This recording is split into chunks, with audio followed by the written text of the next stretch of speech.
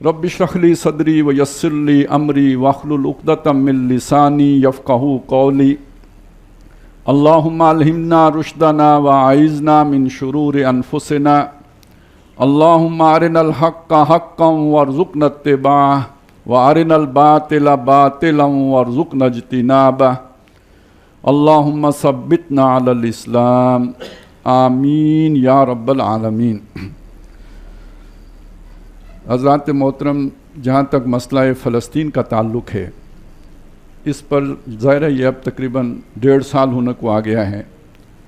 इस मौजू पर यहाँ पे भी और दूसरी जगहों पे भी इस दौरान, यानी इस 1.5 साल के दौरान बहुत से मेरे ख़िताबात हुए हैं, जिसमें इसका तारीख़ी पस मंज़र, मसले की नौइयत, इसका मुस्तक़बिल, इस पर मेरी हद तक सैर हासिल गुफ्तगू हुई है और अच्छे खासे इल्मी हलकों से उसकी तस्वीब भी हुई है, सताइश भी हुई है। बल्कि बहुत से इश्कालात जैसे लोगों ने खड़े कर दिए थे।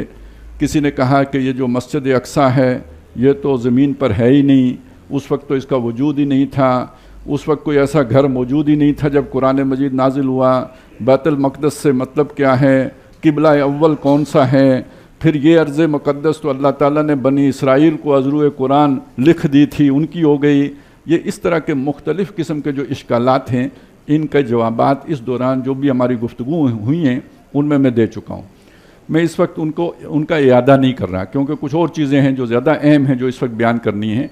ज़िक्र उनका मैं इसलिए कर रहा हूँ कि अगर किसी को तिश्नगी महसूस हो कि इस गुफ्तगू में वो बातें नहीं आईं तो वो पहले से मौजूद हैं, वो हवाले के तौर पर इस्तेमाल हो सकती हैं। दूसरी बात यह है कि मैं इस मौजू की तरफ आने से पहले कुछ बुनियादी बातें उनकी तज़कीर करना चाहता हूँ। मुझे ये खौफ है कि अच्छे खासे अहले इल्म के यहाँ भी इन बातों से इस वक्त गफलत बरती जा रही है। मैं एक एक लफ्ज़ सोच समझ के अदा कर रहा हूँ, तो मैं चाहता हूँ कि उन्हें दोबारा हम ताज़ा कर लें कम अज़ कम, कि अगर किसी के शऊर पर नहीं है इस वक्त, तो शऊर में उतर गए। मैं ये तो नहीं कहता कि कोई गाफिल होने का मतलब ये है कि उसे जाहिल है, ये मैं नहीं कह रहा। मैं ये कह रहा हूँ कि बाज़ औक़ात तज़कीर न होने की वजह से चीज़ें शऊर की सतह से ओझल हो जाती हैं, उन्हें ताज़ा करते रहने की ज़रूरत होती है। तज़किरा जो है और तज़कीर जो है इसीलिए ज़रूरी है। तो मैं पहले कुछ तज़कीर करना चाहता हूँ, वो चीज़ें आपके सामने उजागर करना चाहता हूँ। पहली बात यह है कि हम इस बात को समझें, यकीन करें इसका, और अपने आप को यकीन दिलाएं इस बात का कि ये कायनात खुद नहीं बनी है, अल्लाह ने बनाई है। ये पहली बात है। दूसरी बात यह है कि इस कायनात में अल्लाह ने जो कुछ भी बनाया है उसमें अशरफुल मखलूक़ात इंसान है। जैसे मैंने आयत एक आपके सामने तलावत की है, ये सूरह बनी इसराइल की आयत है, वलक़द कर्रमना बनी आदम, हमने बनी आदम की बड़ी इज़्ज़त की है, बड़ी तकरीम की है, उसकी बड़ा मकाम दिया उसे। व हमलनाहुम फिल बर्र वल बहर, और हम उसे उठाए फिरते हैं खुश्की में भी और समंदर में भी। हमने वो कवानीन बना दिए कि इसके लिए चलत फिरत यहाँ पे मुमकिन हो गई। व रज़क़नाहुम मिनत तय्यबात, और इसे हमने पाकीज़ा चीज़ों से रिज़्क़ दिया है। कितनी मखलूक है, बहुत गंदी चीज़ें खाती हैं, खबीस चीज़ें खाती हैं। इंसान को खबीस चीज़ों से नफ़रत है, उसकी तबीयत उनसे इबा करती है, और वो अच्छी पाकीज़ा चीज़ें खाना पसंद करता है। और वो ज़ाहिर है हमने ज़मीन के अंदर कसीर तादाद में उसके लिए रखी हैं जिसमें से वो खाता है। व रज़क़नाहुम मिनत तय्यबात व फ़ज़्ज़लनाहुम, इस बनी आदम को हमने फजीलत दी है, अला कसीर मिम्मन खलकना तफ़ज़ीला, जो कसीर हमने मखलूक पैदा की है उसके ऊपर जैसे फजीलत दी जाती है, यानी फिल वाक़ई फजीलत दी है। और उसका मज़र क्या है? उसका मज़र यह है कि अल्लाह की मखलूक में जो सबसे ज़्यादा तैयब नूरानी मखलूक है, फ़रिश्ते, जिनके यहाँ बुराई का कोई शायबा ही नहीं है, जो उन्हें बुराई का पता ही नहीं वो क्या होती है, बुराई कर ही नहीं सकते, अल्लाह के हुक्म की नाफरमानी करने पर कादिर ही नहीं है, सिर्फ नेक ही नेक हैं। उनको भी हुक्म दिया कि इस इंसान को सजदा करो। वइज़ कुल्ना लिल मलाइकति इसजुदू लि आदम फसजदू, तो जब फरिश्तों को हुक्म दिया कि आदम को सजदा करो, फसजदू, तो सब ने सजदा किया। बाज़ जगहों पे आता है कुल्लुहुम अजमाऊन, कुल के कुल ने, सब ने जमा होकर सब ने सजदा किया। एक इबलीस ने इनकार किया, इल्ला इबलीस। फिर बताया कि वो फरिश्ता नहीं था, काना मिनल जिन, वो जिन्नों में से था। फफसका अन अम्र रब्बी, तो उसने अपने रब के हुक्म की नाफरमानी की। باقی تمام فرشتوں نے اس انسان کو سجدہ کیا، یہ اس کی فضیلت ہے۔ وَفَضَّلْنَاهُمْ عَلَىٰ كَثِيرٍ مِّمَّنْ خَلَقْنَا تَفْضِيلًا، یہ انسان ہے۔ اس کی تذکیر میں نے آپ کو کیوں کرائی؟ ہم مسلمان ہیں، پڑوس میں ہمارے ہندو بستے ہیں، جن کے ہاتھوں اس وقت مسلمانوں کی تکہ بوٹی ہو رہی ہے، وہ بھی وہی انسان ہیں۔ وہ الگ بات ہے کہ جو فرشتوں نے خدشہ ظاہر کیا تھا، اَتَجْعَلُ فِيهَا مَن يُفْسِدُ فِيهَا وَيَسْفِكُ الدِّمَاءَ، اے اللہ تو یہ اختیار اس کو دینے لگا ہے جو زمین میں فساد مچائے گا اور خون ریزی کرے گا۔ تو جو خون ریزی کر رہے ہیں وہ بھی وہی انسان ہیں کہ جن کو اللہ نے فضیلت دی ہے۔ اوریجنلی جن کو اللہ تعالیٰ نے اس مقام میں بلند پر فائز کیا تھا، یہ سارے کے سارے مغرب کے ہوں یا مشرق کے ہوں، سب انسان ہیں۔ اور ان انسانوں کے اندر رجحان یا ٹینڈنسی اس ظلم کی، اس جو بھی آپ اسے کہیں درندگی، اس کی ٹینڈنسی موجود تھی، اسی لیے فرشتوں نے کہا تھا کہ یہ کام کرے گا۔ لیکن پھر اللہ تعالیٰ نے ظاہر تھوڑی عرصے میں قابیل کے ہاتھوں حابیل کا قتل ہو گیا، فرشتوں کی بات جو ہے نا ایک درجے میں پوری ہو گئی۔ تو اللہ تعالیٰ نے وہاں اس حوالے سے اس پورے واقعے کو سورہ مائدہ میں نقل کر کے فرمایا وَلِأَجْلِ ذَلِكَ، یہ وہ وجہ تھی، یہ وہ سبب ہے کہ ہم نے بنی اسرائیل پر یہ فرض کر دیا کہ وہ جو بھی قصاص کا احکام ہے وہ آ گئے۔ اس کا مطلب کیا ہوا؟ اس کا مطلب یہ ہوا کہ اللہ تعالیٰ نے یہ جو احکامات دیے، شریعت دی، یہ اس لیے دی کہ انسان اس ظلم کی طرف جس کا کہ رجحان اس کے اندر پایا جاتا ہے نہ جائے، اس شریعت کے تابع رہ کے اس توازن کو برقرار رکھے کہ جو اللہ تعالیٰ نے اس کو عطا کیا ہے۔ سورہ رحمان کی جو پہلے رکوع کی آیات ہیں، اس میں ایک بات آئی ہے کہ اللہ تعالیٰ نے ہر سطح پہ توازن رکھا ہے۔ وَالسَّمَاءَ رَفَعَهَا، آسمان کو اس نے بلند کیا، وَوَضَعَ الْمِيزَانَ، اس کا ایک توازن بھی رکھا ہے، کشش ثقل کا ایک نظام ہے۔ آپ سمجھ سکتے ہیں کہ اس نظام میں کوئی تھوڑی بہت عدم توازن ہو جائے، کتنا بڑا فساد کھڑا ہو جائے، یعنی سورج چاند میں دھنس جائے یا چاند سورج میں دھنس جائے اور زمین پتہ نہیں کس میں کہاں گھس جائے، یہ پورے اجرام سماویہ آپس میں ٹکرا جائیں، اگر وہ توازن بگڑ جائے، لے سانس بھی آہستہ کہ ہے نازک بہت کام، آفاق کی اس کارگاہ شیشہ گری کا بڑا نازک کام ہے، بڑا نازک توازن ہے جس پر اللہ تعالیٰ نے کائنات کو قائم کر کے رکھا ہوا ہے۔ اللہ تطغوا فی المیزان، اس سے سبق حاصل کرو، ایک میزان تمہاری بھی ہے، فساد کی طرف نہ جاؤ، اس میزان کو قائم رکھو، اگر تم نے اس میزان میں طغیانی کی، فساد پیدا کر دو گے۔ یہ دوسرا نقطہ ہے کہ میزان کے اندر اگر رہیں گے، جو توازن انسانوں کو اللہ تعالیٰ نے عطا کیا اس توازن کی سطح پہ رہیں گے تو گویا اللہ تعالیٰ جو ہے نا وہ کوئی مداخلت نہیں کرے گا، لیکن اگر اس توازن کو بگاڑیں گے تو وہ توازن کو قائم رکھے گا۔ اس مضمون کو قرآن مجید نے بار بار مختلف مقامات پر مختلف اسلوب میں اور انداز میں بیان کیا ہے۔ مثلاً اب آپ اس آیت کو دیکھیں، جب جالوت اور طالوت کا ٹکراؤ ہوا اور داؤد علیہ السلام نے آ کے جالوت کا قصہ تمام کر دیا، وَقَتَلَ داؤد و جالوت، اس کے بعد آگے جو اللہ نے فرمایا وَلَوْلَا دَفْعُ اللَّهِ النَّاسَ بَعْضَهُمْ بِبَعْضٍ، اگر اللہ بعض لوگوں کے ذریعے سے بعض کو دفع نہ کر دے، ہٹا نہ دے، قتل نہ کرا دے ان کے ہاتھوں نے، لَفَسَدَتِ الْأَرْضُ، زمین میں فساد پیدا ہو جائے، جیسے کائنات میں فساد پیدا ہو جائے اگر کشش ثقل کا نظام بگڑ جائے، انسانوں میں اگر ظلم و ستم جاری ہو جائے اور حد اعتدال سے تجاوز کر جائے، وہ جو بھی ریڈ لائن ہے جو اللہ نے کھینچی ہوئی ہے اس سے جب گزر جائے تو پھر اللہ تعالیٰ دفع کرتا ہے ایسے لوگوں کو جو ظالم ہوں، جو فسادی ہوں، جنہوں نے اس توازن کو بگاڑا ہو۔ یہ اللہ کی مستقل سنت ہے، جس سنت کے تحت اللہ تعالیٰ نے داؤد علیہ السلام کے ہاتھوں جالوت کو قتل کرایا۔ اب اسی کو میں چاہتا ہوں ذرا اور کھل کے آپ سمجھیں، تاریخ کے تناظر میں جو قرآن نے تاریخ بیان کی ہے اس تاریخ کے تناظر میں۔ الم تر کیف فعل ربک بعاد، کیا تو نے نہیں دیکھا تیرے رب نے عاد کے ساتھ کیا کیا؟ ارم ذات العماد، جو بڑے اونچے ستونوں والے تھے، یعنی جن کی بلڈنگیں بہت عالی شان تھیں، یا وہ خود بھی بہت بڑے جثے والے تھے۔ التی لم یخلق مثلھا فی البلاد، جن کی مثال تاریخ انسانی میں جو آباد شہر ہیں ان جیسے لوگ اور کوئی نہیں گزرے، بہت طاقتور لوگ تھے۔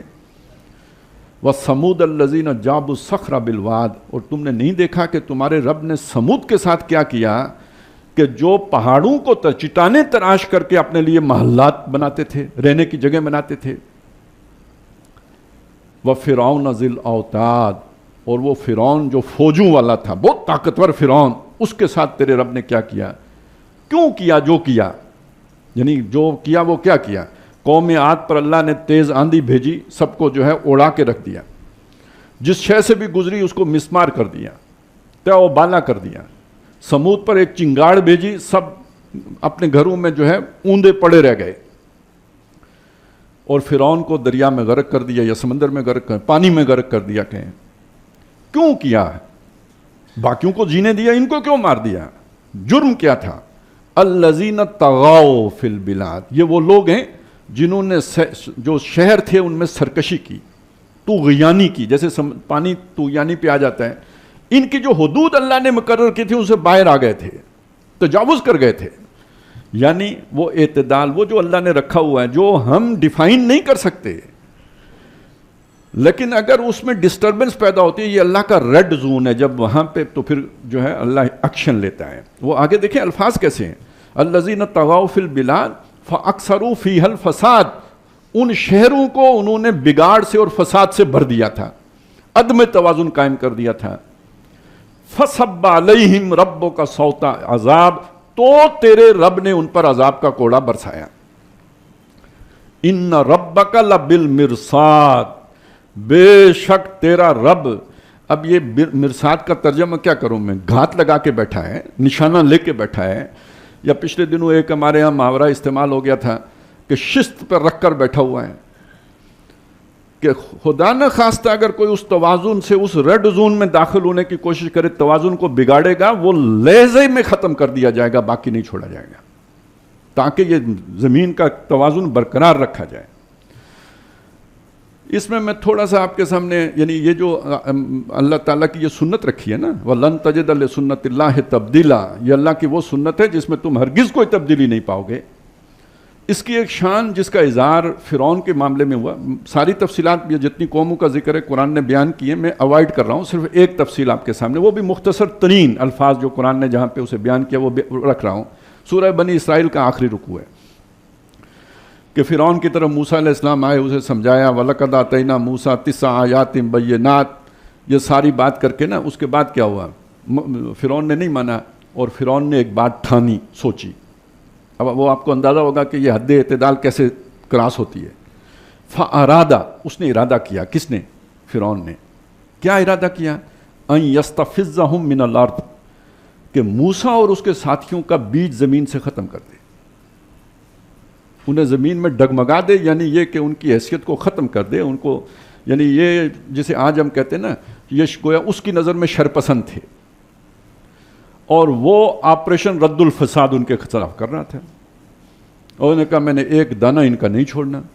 فَأَرَادَ أَن يَسْتَفِزَّهُم مِّنَ الْأَرْضِ، ارادہ اس نے کیا ان کو ختم کرنے کا، اور ہوا کیا؟ فَأَغْرَقْنَاهُ وَمَن مَّعَهُ جَمِيعًا، یہ تو بچا لیے میں نے معجزاتی طور پر، سمندر پھاڑ کر پار کر دیے، اور اس کو اور اس کے تمام لشکروں کو میں نے زمین، اس پانی کے اندر غرق کر دیا.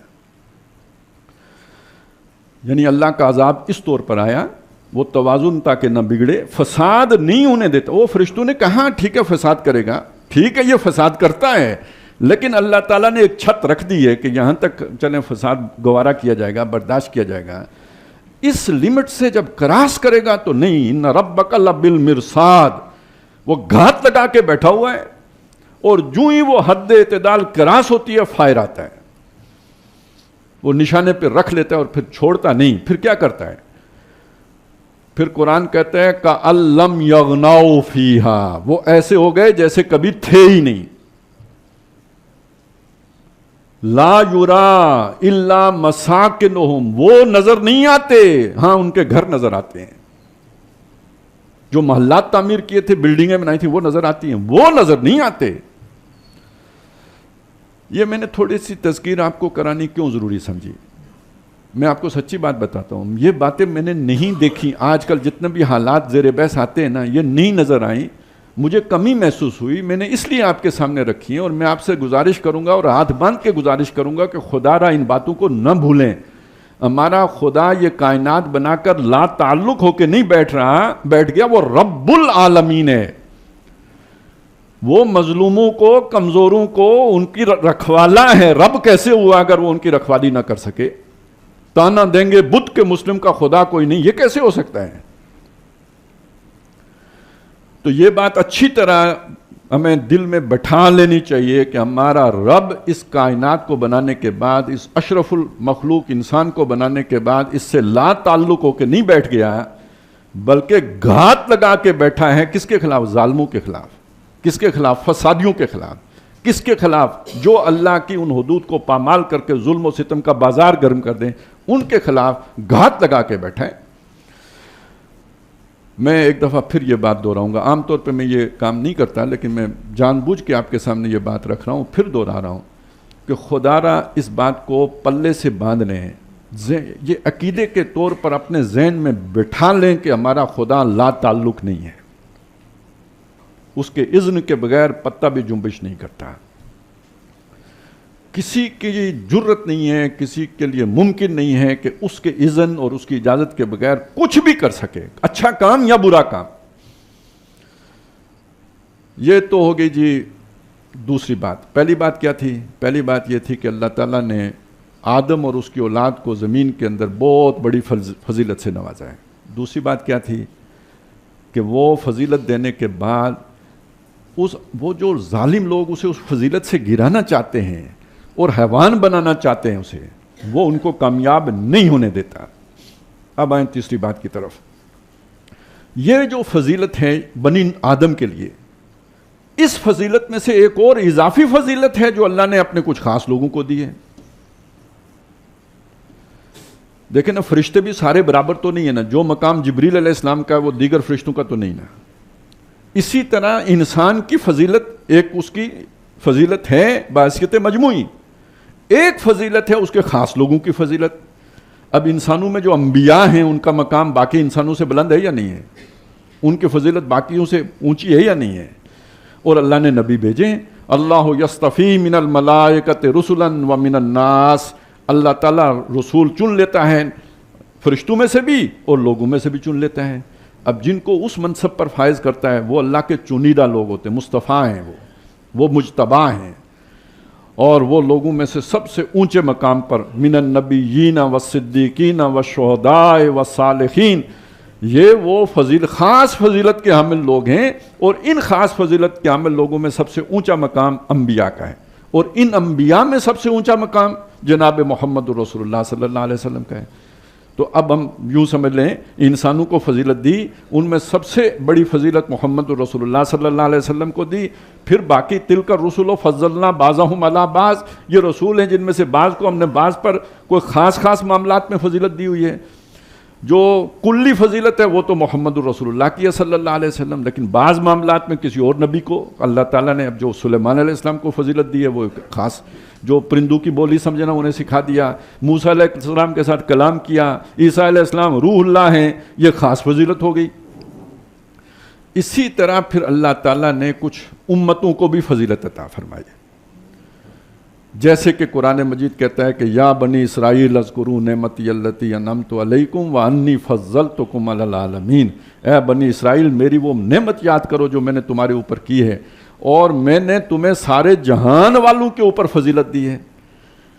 اب ایک پوری جماعت کو دیکھیں، ایک انبیاء ہیں لیکن ایک پوری نسل ہے جس کے بارے میں اللہ نے فرمایا تمہیں تو خاصی فضیلت دے دی. اور پھر ان کے بارے میں جب یہ کہا کہ اب اس فضیلت سے تمہیں معزول کر دیا گیا ہے، وَضُرِبَتْ عَلَيْهِمُ الذِّلَّةُ وَالْمَسْكَنَةُ وَبَاءُوا بِغَضَبٍ مِّنَ اللَّهِ. فضیلت ختم، اس کی جگہ پہ اللہ کا غضب کما کے لوٹے. تو اس کے بعد وہ فضیلت اللہ نے کس کو دی؟ وَكَذَلِكَ جَعَلْنَاكُمْ أُمَّةً وَسَطًا لِتَكُونُوا شُهَدَاءَ عَلَى النَّاسِ وَيَكُونَ الرَّسُولُ عَلَيْكُمْ شَهِيدًا. جیسے ان کو ہم نے فضیلت دی تھی، ایسے اے مسلمانوں، اے محمد الرسول اللہ کے نام لیواؤ، وہ فضیلت ہم نے تمہیں دے دی ہے. امت وسط بنا دیا ہے، درمیانی کڑی بنا دیا ہے، تاکہ تم سارے لوگوں کے اوپر گواہ بنو اور رسول تمہارے اوپر گواہ بنے.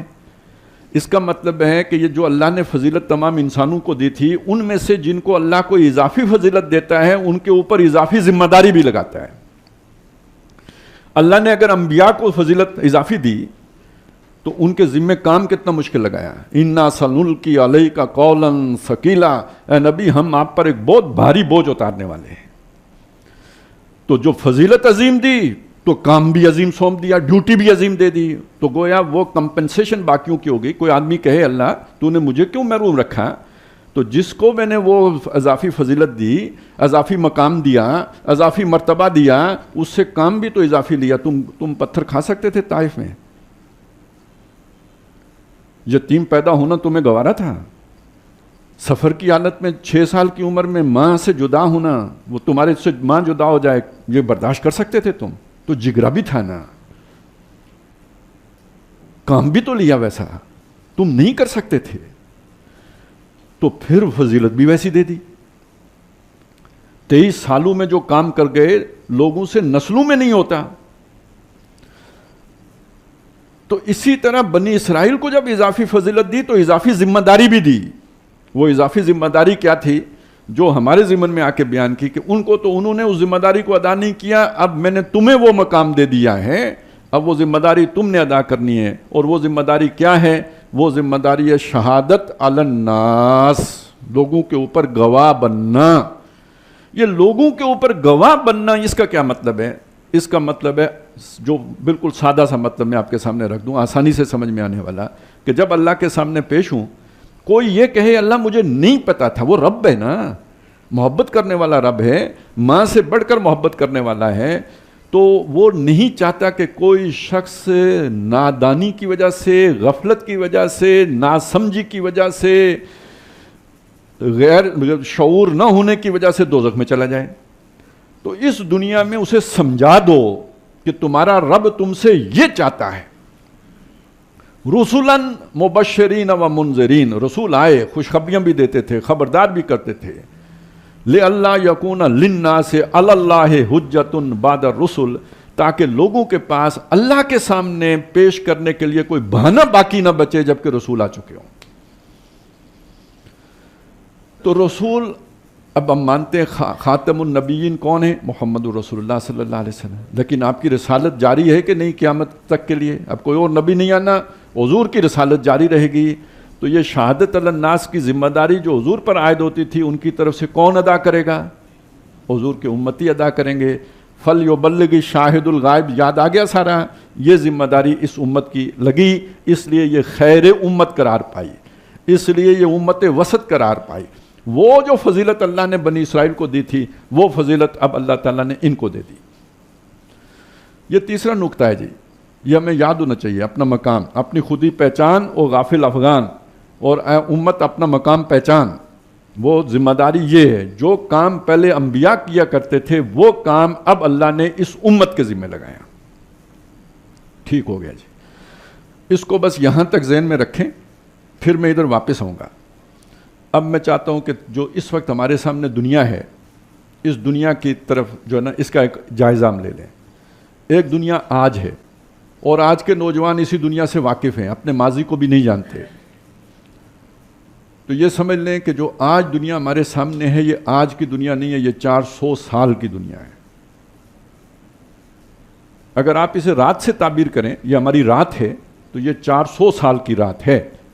یہ کوئی اس صدی کی رات نہیں ہے، یہ 21ویں صدی کا مسئلہ نہیں ہے. یہ تقریباً 1492 میں ہمارے ہاتھ سے اسپین نکلا ہے، ہمارا ڈاؤن فال شروع ہوا ہے. پھر ہم سنبھل نہیں سکے،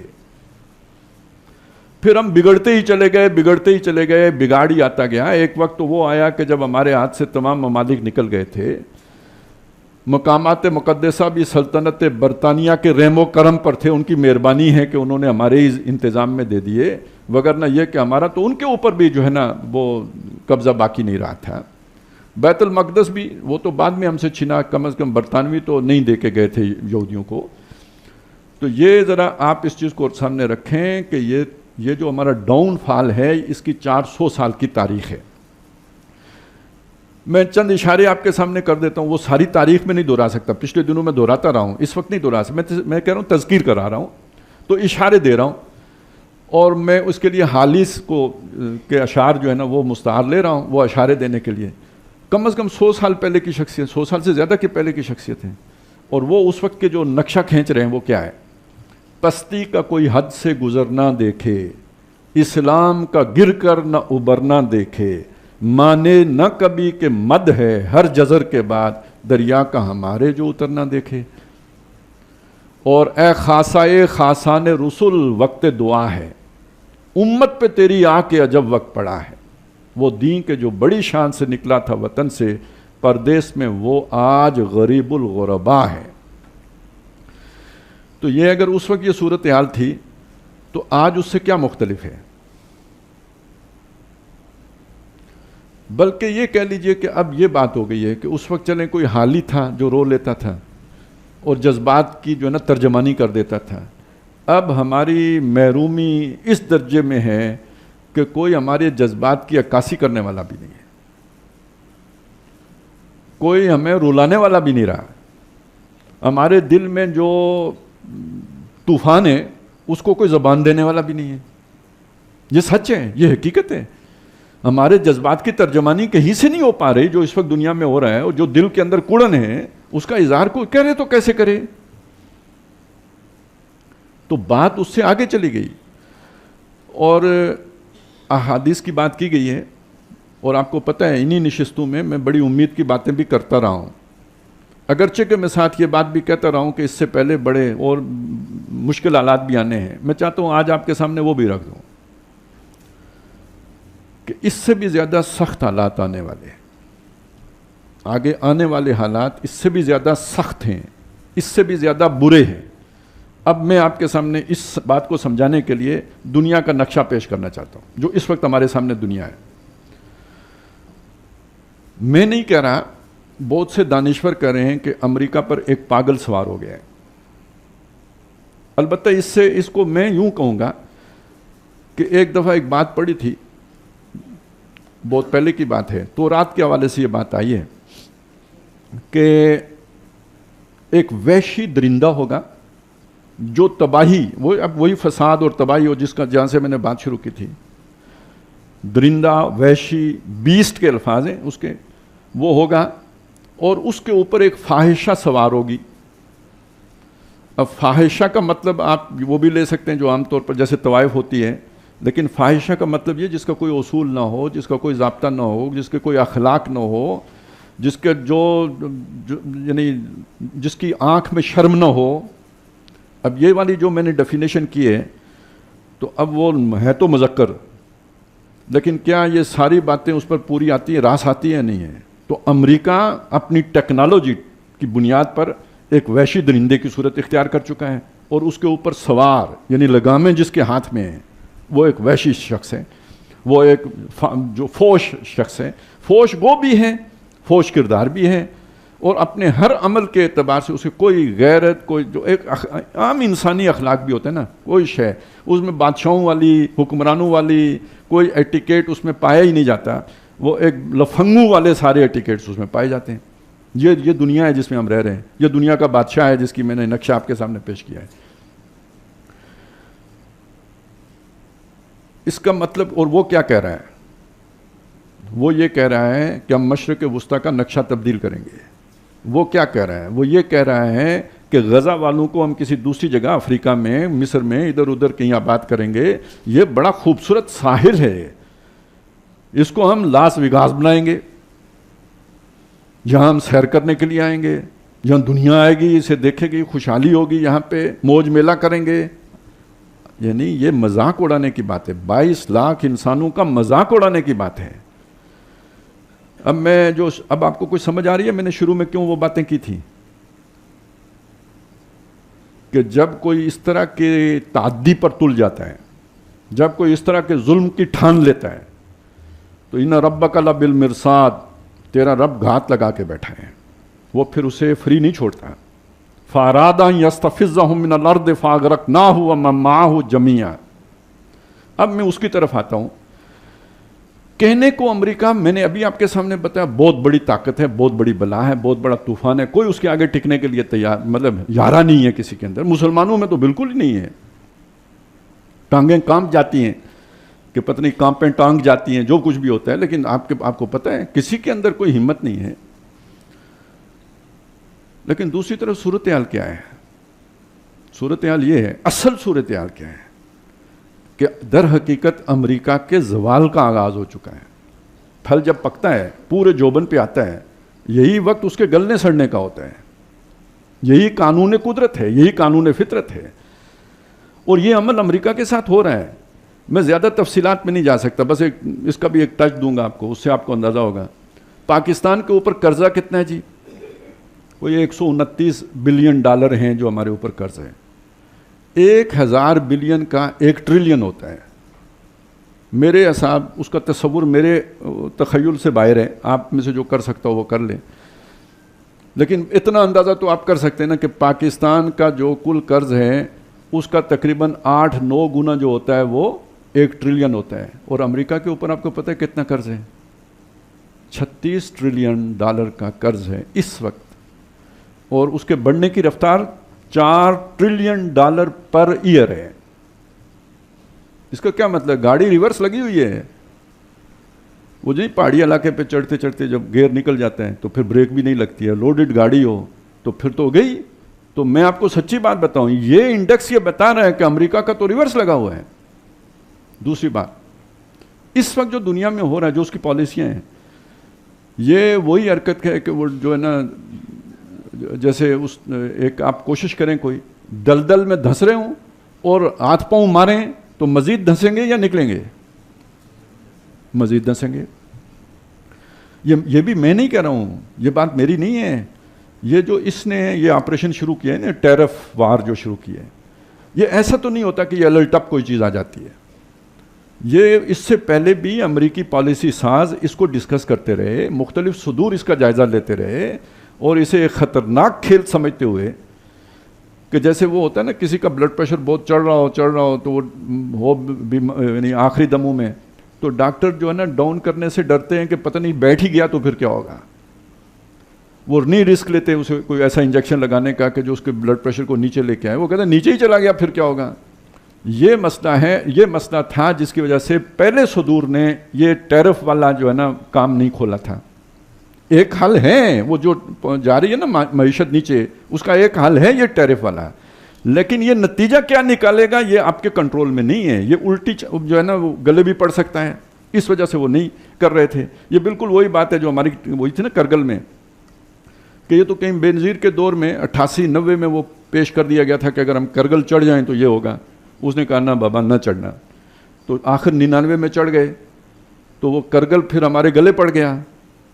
اسی طرح یہ سمجھ لیجئے کہ یہ ٹیرف پالیسی گلے بھی پڑ سکتی ہے، اور یہ بات ذہن میں رکھیں کہ یہ ٹرمپ کا دوسرا دور ہے، اور بیچ میں 4 سال کا وقفہ ہے۔ جو آج وہ کر رہا ہے اس کی دھمکیاں اس نے 4 سال پہلے دی ہیں، بلکہ 8 سال پہلے کہیں دی ہیں، اور جو مخالف طاقت ہے تو وہ اسے پتہ نہیں کہ مجھے خطرات کہاں کہاں سے ہیں، اس نے کوئی تھریٹ انالیسس نہیں کیا ہوگا۔ تو ادھر تیاری پوری ہے، چائنا کی تیاری پوری ہے امریکہ کو یعنی اس ٹیرف کی جنگ میں شکست دینے۔ یہ آپ کو کچھ عرصے میں نظر آ جائے گا۔ اب یہ کیا چیز میں نے آپ کے سامنے رکھی؟ یہ وہ شے میں نے آپ کے سامنے رکھی کہ جسے کوئی کافر بھی مانے گا، ہر وہ معقول شخص کے جسے تھوڑی بہت بھی ان چیزوں کی سمجھ ہے وہ مانے گا کہ یہ امریکہ کا ریورسل ہے۔ میں اسے جوڑنا کس شے کے ساتھ چاہتا ہوں کہ اللہ تعالیٰ جب کسی قوم کو ختم کرتا ہے تو جو ہمارا دور ہے اس میں اسباب بھی پیدا کرتا ہے۔ پہلے ادوار میں اچانک ہو جاتا تھا، جیسے کسی کو سمندر میں غرق کر دیا، لیکن یہ کہ نبی صلی اللہ علیہ وسلم سے آگے اگر آپ دیکھیں تو آپ کے دور میں بھی جو کافر تھے وہ مسلمانوں کے ہاتھوں مرے ہیں۔ فرشتے نظر نہیں آئے، کوئی آواز کسی کے نتیجے میں نہیں مارے گئے، کسی ہوا کے نتیجے میں نہیں مارے گئے، مسلمانوں کے ہاتھوں مارے گئے۔ لیکن اللہ تعالیٰ کہتے یہی ہیں کہ تم نے قتل نہیں کیا، انہیں میں نے قتل کیا ہے، وہ میرے دشمن تھے، میں نے قتل کیا، لیکن ہاتھ تمہارے استعمال ہوئے ہیں۔ بالکل اسی طرح سمجھ لیجئے کہ وہ جو اللہ تعالیٰ کی بے آواز لاٹھی ہے گویا وہ حرکت میں آ چکی ہے، اور اس کا ایک منظر یہ ہے جو میں نے آپ کے سامنے رکھا۔ لیکن دوسری طرف صورتحال یہ ہے کہ یہ بات آگے جائے گی کدھر؟ یہ نہ سمجھیے اتنی آسانی سے ہو جائے گا جتنا میں نے آپ کو بتایا ہے۔ جیسے دیو ہوتا ہے نا، وہ مرتا ہے، کہتے ہیں بہت وہ آتا ہے جو نا کوئی بڑا جادوگر مرے، تب بھی وہ کہانیوں میں ہم پڑھتے تھے کہ بڑا طوفان آتا ہے، کوئی بہت بڑا شپ ڈوبے سمندر میں تو وہ بہت بڑا بھنور بنتا ہے. اسی طرح جب کوئی سپر پاور اس طرح کی اس کی توڑ پھوڑ کے عمل کا آغاز ہوتا ہے نا, تو وہ جو ہاتھ پاؤں مارتی ہے اس سے بڑی تباہی پھیلتی ہے, بہت بڑی تباہی پھیلتی ہے. اب یوں سمجھیے کہ یہ اس وقت جو اکنامک وار ہے نا, یہ بہت جلد جو ہے یہ ایک جسے کہتے ہیں نا وہ کھلی جنگ, اس میں تبدیل ہو جائے گی. اور اس کھلی جنگ میں ایندھن کون بنے گا؟ امریکہ اور چائنا آپس میں براہ راست آمنے سامنے نہیں آئیں گے. ان کے براہ راست آمنے سامنے کا مطلب تو پھر دنیا کا کام ہی ختم سمجھیں, پراکسیز استعمال ہوں گی. اور جو نظر آتا ہے بدقسمتی سے ہر جگہ پراکسی مسلمان ہی ہوں گے. کہیں امریکہ کی پراکسی ہوں گے, کہیں چائنا کی پراکسی ہوں گے. اب ذرا اپنے اعتبار سے دیکھیں, امریکہ اگر چائنا کو کنٹین کرنا چاہتا ہے تو پاکستان کا مکٹ اپنا بہت ضروری ہے, جس کے لیے مختلف کام ہو رہے ہیں. بلوچستان میں ہو رہا ہے, کے پی کے میں ہو رہا ہے, اور انٹرنل جو بھی سبوٹیج مختلف وہ ہو رہے ہیں. لیکن بالفرض ان سب پہ ہم قابو پا لیتے ہیں تو آخری ہتھیار کیا ہوگا؟ انڈیا. تو انڈیا امریکہ کی پراکسی ہوگا تو ہم, ہاں وہ شہد سے میٹھی دوستی ہمالیہ سے اونچی, تو پھر ظاہر ہے دوستی امتحان لیتی ہے, دوستوں کی جان لیتی ہے. تو پیش کریں دوست اپنی جان, دوست جان دیں اور ہم شہد دیں. تو بس یہ اب یعنی اس طرف ہمارا مقدر یہ بن رہا ہے. ادھر امریکہ کی پراکسی کون ہے؟ اسرائیل. اور کیا پتا کہ اسرائیلی کے ساتھ کھڑے ہو جائیں جا کے بعض مسلمان ممالک بھی, کوئی پتہ نہیں. ابھی وہ سیٹنگ ہوئی نہیں ہے. لیکن یہ کہ کل سعودی عرب کدھر جاتا ہے ابھی ہم کچھ نہیں کہہ سکتے, حتمی طور پر کچھ نہیں کہہ سکتے. دوسری طرف جو بظاہر جو ہمیں نظر آتا ہے طاقت جو ریزسٹ کرے گی اسے, ترکی ہے. کرے گا یا نہیں کرے گا میں بھی نہیں کہہ رہا, یقین سے نہیں کہہ سکتا. لیکن یقین سے اگر ہم کہہ سکتے ہیں, اگرچہ کہ میری اس رائے سے بھی بہت سے حضرات جو ہے نا اتفاق شاید مشکل سے کریں, تو وہ ایران ہے. اور میں بہت سوچ سمجھ کے یہ کہہ رہا ہوں کہ ایران کے لیے اور کوئی رستہ ہی نہیں ہے سوائے اس ایک کے.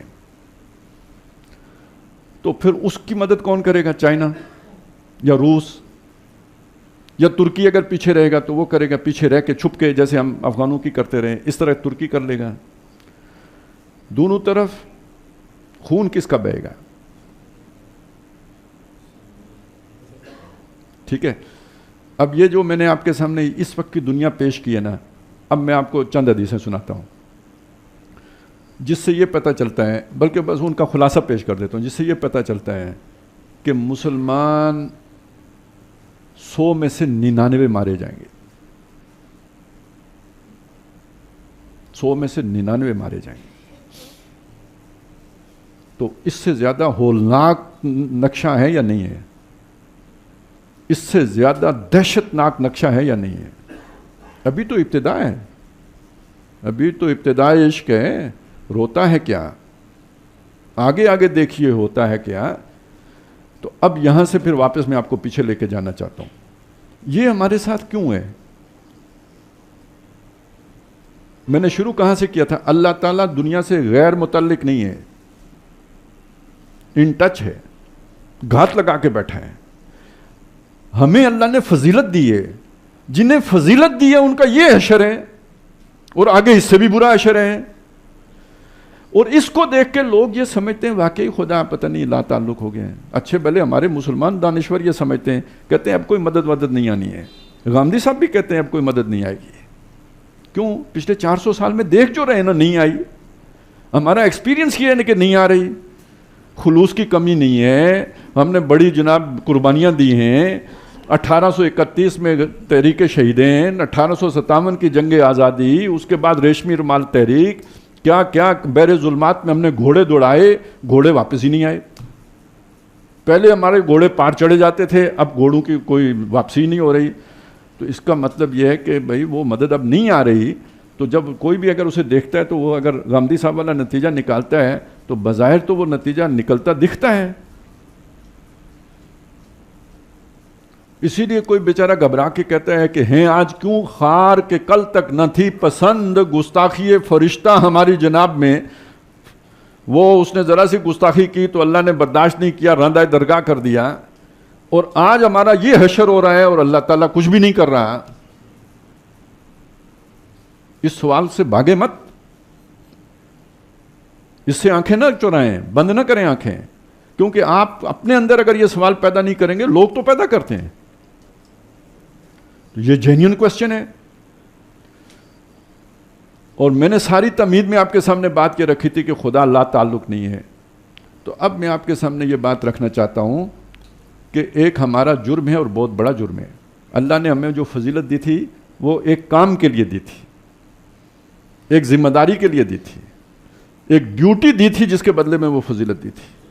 اور وہ ڈیوٹی تھی اللہ کا پیغام اللہ کی مخلوق تک پہنچانا. فَلْيُبَلِّغِ الشَّاهِدُ الْغَائِبُ. اور صرف منہ زبانی پہنچانا نہیں، اپنے عمل، انفرادی عمل، اجتماعی عمل سے کر کے دکھانا. مطلب کیا ہے؟ مسلمان اپنے انفرادی عمل میں مجسم اسلام ہو، اس کے عمل سے پتہ چلے یہ اپنی مرضی پہ چلنے والا نہیں ہے، کوئی اندیکھا اس کا مالک ہے جس کی مرضی پر یہ چلتا ہے، اس سے یہ ہٹ نہیں سکتا. کہتے ہیں آپ سے میرا جھگڑا نہیں، لیکن میں یہ کر نہیں سکتا، میرے لارڈ نے مجھے یہ حکم دیا ہے، میں اس سے ہٹ نہیں سکتا. اب وہ لارڈ کسی کو نظر آئے یا نہ نظر آئے، اس کا یہ عمل تو لارڈ کی دعوت اور اس کی شہادت پیش کر رہا ہے یا نہیں؟ اور اس کی گردن کٹ جاتی ہے، اپنے موقف سے پیچھے نہیں ہٹتا. اس سے پتہ چلتا ہے نا کوئی اس کا رب. شہادت بر وجود خود ز خون دوستاں کھائی.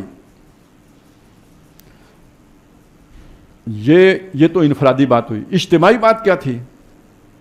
دنیا جس عدل کی تلاش میں ہے، جس کے لیے کہ ایک وقت میں فرانس میں انقلاب آیا، جس عدل کی تلاش کے لیے کمیونزم آیا، اس عدل کا کامل جو منشور ہے وہ مسلمان کو پاس ہے. اللہ نے اتارا، اپنے نبی پہ اتارا. لَقَدْ أَرْسَلْنَا رُسُلَنَا بِالْبَيِّنَاتِ وَأَنزَلْنَا مَعَهُمُ الْكِتَابَ وَالْمِيزَانَ لِيَقُومَ النَّاسُ بِالْقِسْطِ. تاکہ لوگ انصاف پر کھڑے ہو جائیں. رسول اس لیے بھیجے، کتابیں اس لیے اتاری، میزان اتاری. اب وہ میزان یاد کریں، سورہ رحمان کی آیات میں نے آپ کو سنائی تھی.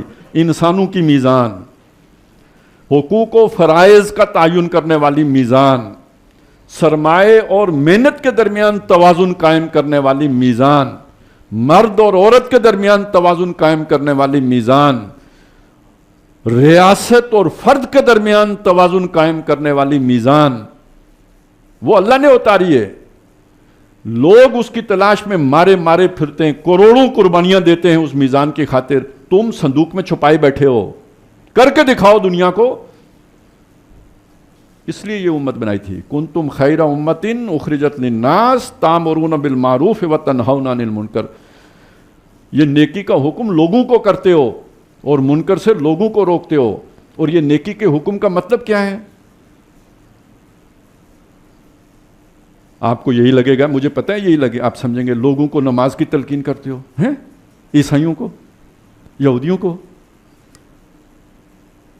انہیں بے حیائی سے روکتے ہو، یہ مطلب ہے؟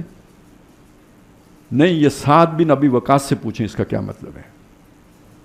جب وہ ایران پر حملہ آور ہوئے، ایرانیوں نے بھی پوچھا آپ کیوں آئے ہیں؟ دولت چاہیے دے دیتے ہیں، خراج چاہیے دے دیتے ہیں، ہم سے لڑو نا، کیا فائدہ لڑنے کا، اب بھی مرو گے ہمیں بھی مارو گے. انا قد ارسلنا، ہم نہیں آئے، ہم بھیجے گئے ہیں. کنتم خیر امت اخرجت للناس انا قد ارسلنا. کیوں بھیجے گئے ہو؟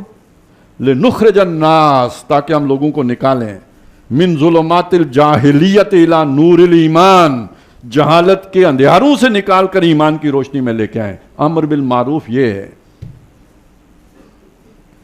وَمِن جور الملوک الی عدل الاسلام، بادشاہوں کے ظلم سے نجات دے کر اسلام کے عدل میں لے کے آئیں. نہیں عن المنکر، یہ ہے ظلم کا خاتمہ. یہ مشن ہمارا تھا. دنیا اس ظلم کے خاتمے کے لیے کوشاں ہے اور ہم اسے چھپا کے بیٹھے ہوئے ہیں. یہ امانت تھی جو محمد الرسول اللہ صلی اللہ علیہ وسلم نوع انسانی کے لیے ہمارے پاس چھوڑ کر گئے تھے. اس سے بڑی خیانت اور کیا ہوگی کہ ہم نے اسے چھپا لیا. یہ وہ جرم ہے جس کی سزا اللہ دنیا میں دیتا ہے، اس کو آخرت پہ نہیں چھوڑتا. دنیا، یہ اجتماعی جرم ہے اور اجتماعی جرم کی سزا دنیا میں ملتی ہے. اس کی میں ایک مثال آپ کے سامنے رکھوں. مثال ہے, اس کو کہیں تشبیہ نہ سمجھ لیجیے گا. حضرت یونس علیہ السلام کا اللہ تعالیٰ نے ذکر کیا ہے. ان کے ذمے بھی قوم کو پر اتمام حجت کرنا تھا. اللہ نے فیصلہ کر دیا اس قوم کو اب میں نے تباہ کرنا ہے. آپ سوچیں یہ فیصلہ کب ہوا ہوگا؟ جب یونس علیہ السلام نے اپنا کام پورا کر دیا نا, اس کے بعد ہی ہو سکتا ہے نا. اتمام حجت کے بغیر تو قوم ختم کرنے کا فیصلہ نہیں ہوتا. اس کا مطلب یونس علیہ السلام نے اپنا کام پورا کر دیا. اللہ نے فیصلہ کر دیا یہ قوم تباہ ہوگی. جیسے ابھی جن قوموں کا میں نے ذکر کیا ایسے ہی یہ قوم بھی تباہ ہوگی.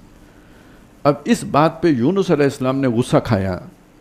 قوم کا جو بربادی کا دکھ تھا وہ غصے میں بدلا, اور اللہ سے پوچھے بغیر وہاں سے نکل گئے. جیسے اللہ نے ہمیں زمین پر بھیجا ہے نا, ایسے ہی اللہ رسول جو بھی بھیجتا ہے اسے کسی علاقے میں کسی قوم کی طرف بھیجتا ہے. تو جیسے ہم زمین نہیں چھوڑ سکتے جب تک کہ اللہ اٹھا کے نہ لے جائے, اسی طرح وہ رسول اپنی جگہ نہیں چھوڑ سکتا. جس طرف اسے بھیجا گیا ہو, معمور کیا گیا, اپوائنٹ کیا گیا ہو, اپنی پلیس آف ڈیوٹی چھوڑ نہیں سکتا. یونس علیہ السلام نے چھوڑ دی. جو اب جا کے کشتی پہ سوار ہوئے, کشتی ڈولنا شروع ہو گئی. کرا ڈالا گیا, یعنی انہوں نے کہا کوئی غلام ہے جو بھاگ گیا ہے, اپنے مالک سے پوچھے بغیر آ گیا ہے. کرا ڈالا, یونس علیہ السلام کے نام نکلا, پھر ڈالا, پھر ان کے نام نکلا, پھر ڈالا, پھر ان کے نام نکلا. وہ سمجھ گئے. انہوں نے لوگوں کو نہیں موقع دیا کہ وہ انہیں اٹھا کے پھینکیں, انہوں نے خود چھلانگ لگا دی. اب مچھلی نے منہ میں لے لیا, اور اس کے بعد انہیں ظاہر احساس پہلے ہی ہو. چھلانگ لگانے کا مطلب یہ اسی وقت احساس ہو گیا تھا. اب انہوں نے وہ تسبیح پڑھی, لا الہ الا انت سبحانک انی کنت من الظالمین. اللہ تعالیٰ نے اس مچھلی کو حکم دیا, اس نے لا کے خشکی پہ انہیں اگل دیا. لیکن دوسری طرف کیا ہوا؟ دوسری طرف یہ ہوا کہ اس قوم جس کا فیصلہ ہو چکا تھا عذاب کا, اس کی توبہ قبول کر لی گئی. اس سے پہلے کبھی کسی کی توبہ قبول نہیں ہوئی تھی. عذاب دیکھنے کے بعد توبہ قبول نہیں ہوئی. واحد یونس علیہ السلام کی قوم ہے جس کی توبہ قبول ہوئی. الا قوم یونس, سوائے یونس کی قوم کے کسی کی توبہ نہیں ہوئی. اجتماعی جرم کے نتیجے میں آنے والے عذاب کے بعد کسی کی توبہ قبول نہیں ہوئی سوائے قوم یونس کے. وجہ کیا بنی کہ یونس علیہ السلام نے جو کام کرنا تھا اس میں ایک آنچ کی کسر سمجھے رہ گئی کہ وہ وقت سے پہلے اپنی قوم کو چھوڑ کر چلے گئے. نتیجہ میں آپ کے سامنے جو رکھنا چاہتا ہوں, اگر آپ اپنے ساتھ مخلص ہو کر, خیر خواہی کے ساتھ, جذبات کو ایک طرف رکھ کر سمجھنا چاہیں تو وہ یہ ہے کہ جو کام تھوڑا سا ایک آنچ کی کسر کا یونس علیہ السلام کے ذمے ہم نے ڈالا ہے, ہم نے سر تا پا اس سے انحراف کیا ہے, اس سے منہ موڑا ہے, اسے پیٹھ دکھائی ہے, اور ہم دنیا کی دیگر اقوام کی طرح ہو گئے. وضع میں تم و نصارہ تو تمدن میں ہنود, یہ مسلمان ہیں کہ جنہیں دیکھ کے شرمائیں یہود. یہ صورت بن گئی. اللہ نے ہمیں منع کیا ان سے دوستی نہ کرنا, یہ شیطان کے دوست ہیں. لا تتخذوا اليهود والنصارى اولیاء بعضهم اولیاء بعض ومن يتولهم منكم فانه منهم. جو کوئی تم میں سے ان سے دوستی کرے گا اللہ کی نظر میں وہ ان میں شامل ہوگا. ہم نے فرنٹ لائن الائی بنے, اللہ کی کتاب کو پیٹھ دکھائی, اللہ کے دین کو چھپایا, منہ موڑا, اس کے بعد اللہ کے دشمنوں سے یارانہ گانٹھا. اور مسلمانوں میں سے جو اللہ کا نام لینے والے تھے, اللہ کے دین کی بات کرنے والے تھے, ان پر جب یہ شیطانوں کے ٹولے ٹوٹے تو ہم ان کے فیسیلیٹیٹر بنے. یہ کہانی ہم پاکستانیوں کی بھی ہے. افغانستان کے خلاف ہم استعمال ہوئے یا نہیں ہوئے ان شیطانی طاقتوں کے ہاتھوں. یہ کہانی سعودی عرب کی بھی ہے. یہ کہانی سارے عربوں کی ہے. اور میں یہ ایک آپ کہیں گے ایران میں انقلاب آیا, میں اسے کوئی اسلامی انقلاب نہیں مانتا. وہ ملاؤں کا انقلاب تھا, انہوں نے اپنا مسلک مسلط کیا ہے, کوئی اسلام کو انہوں نے اہمیت نہیں دی ہے. اور عراق کے خلاف انہوں نے پوری فیسیلیٹیشن امریکہ کی یا نہیں کی. افغانستان کے خلاف ہم نے ہی کی یا انہوں نے بھی کی. تمام مسلمان قوم جو اس وقت موجود ہیں تو یہ جرم سب کے سامنے ہے یا نہیں، یہ سمجھنا کوئی مشکل ہے؟ ایک بات. دوسری بات سنیں، اللہ نے بنایا تھا امت، اور امت کتنی اہم تھی کہ اللہ کے نبی صلی اللہ علیہ وسلم نے فرمایا جب ایک امیر بن جائے اور اس کے بعد کوئی امارت کا دعویٰ کرے اسے قتل کر دو. آج یہ تلخ بات بھی آپ کے سامنے آئی جانی چاہیے کہ یہ حضرت حسین رضی اللہ تعالیٰ عنہ کی جو شہادت ہوئی ہے اس کے پیچھے فتویٰ موجود تھا بھائی. یہی فتویٰ تھا کہ جب ایک، اب وہ تھا جائز تھا ناجائز تھا ایک الگ بات ہے، لیکن جب وہ بن گیا امیر تو علماء نے یہ کہا کہ بھئی اب تو چونکہ وہ امیر بن گیا، اس کے بعد اگر یہ کھڑے ہوئے ہیں تو اب ان کی جو ہے وہ انہیں قتل کرنا جائز عمل ہے. اسی لیے بعض آپ نے یہ جملہ سنا ہوگا کہ قتل حسین و بسیف جدہ، حضرت حسین اپنے نانا کی تلوار سے قتل ہوئے. یعنی یہ دلیل بنی کہ ایک امیر جب بن جائے اس کے بعد اگر کوئی کھڑا ہو تو اسے قتل کر دو. میں آج یہ مثال آپ کے سامنے کیوں عرض کر رہا ہوں، کبھی نہیں کی، کیوں پیش کر رہا ہوں؟ اس لیے پیش کر رہا ہوں، آپ ذرا سوچیں اس وقت امت کے 58 امیر ہیں، ریکگنائزڈ امیر ہیں. یہ ہمارا یہ ہم بیٹھے ہوئے ہیں، اس میں اہل حدیث آنا چاہے تو آ سکتا ہے یا نہیں آ سکتا؟ کوئی پابندی، کوئی ویزے کی ضرورت ہے؟ بریلوی آنا چاہے تو، دیوبندی آنا چاہے تو، کسی مسلک کا بندہ شیعہ آنا چاہے تو کوئی پابندی نہیں ہے، آ سکتا ہے نا. لیکن افغانی آنا چاہے، ایرانی آنا چاہے، سعودی آنا چاہے، ترکی آنا چاہے، ہاں نہیں آ سکتا. وہ پاکستان نہیں آ سکتا جب تک کہ اسے ویزا نہ لگا ہو. آپ نہیں جا سکتے. میں یہ آپ کے سامنے اس لیے کہہ رہا ہوں کہ بڑا فرقہ کون سا ہے؟ یہ دیوبندی، بریلوی، اہل حدیث، شیعہ، سنی، یہ بڑا فرقہ ہے؟ یا ایران، توران، پاکستان، افغانستان، سعودی عرب، یہ بڑا فرقہ ہے؟ اس دور میں اور ہے، جام اور ہے، جم اور، ساقی نے بنا کی ہے روش لطف و ستم اور، تہذیب کے آذر نے ترشوائے صنم اور، مسلم نے بھی تعمیر کیا اپنا حرم اور، ان تازہ خداؤں میں بڑا سب سے وطن ہے، جو پیرہن اس کا ہے وہ مذہب کا کفن ہے. سمجھ آیا؟ اس نیشنلزم کے تصور نے اس امت کے 58 ٹکڑے کیے ہیں. اور یہ نیشنلزم کا تصور آیا کہاں سے؟ یہ تو تعارف کے لیے تھا، ٹوٹے بنانے کے لیے تو نہیں تھا. تو کہاں سے آیا؟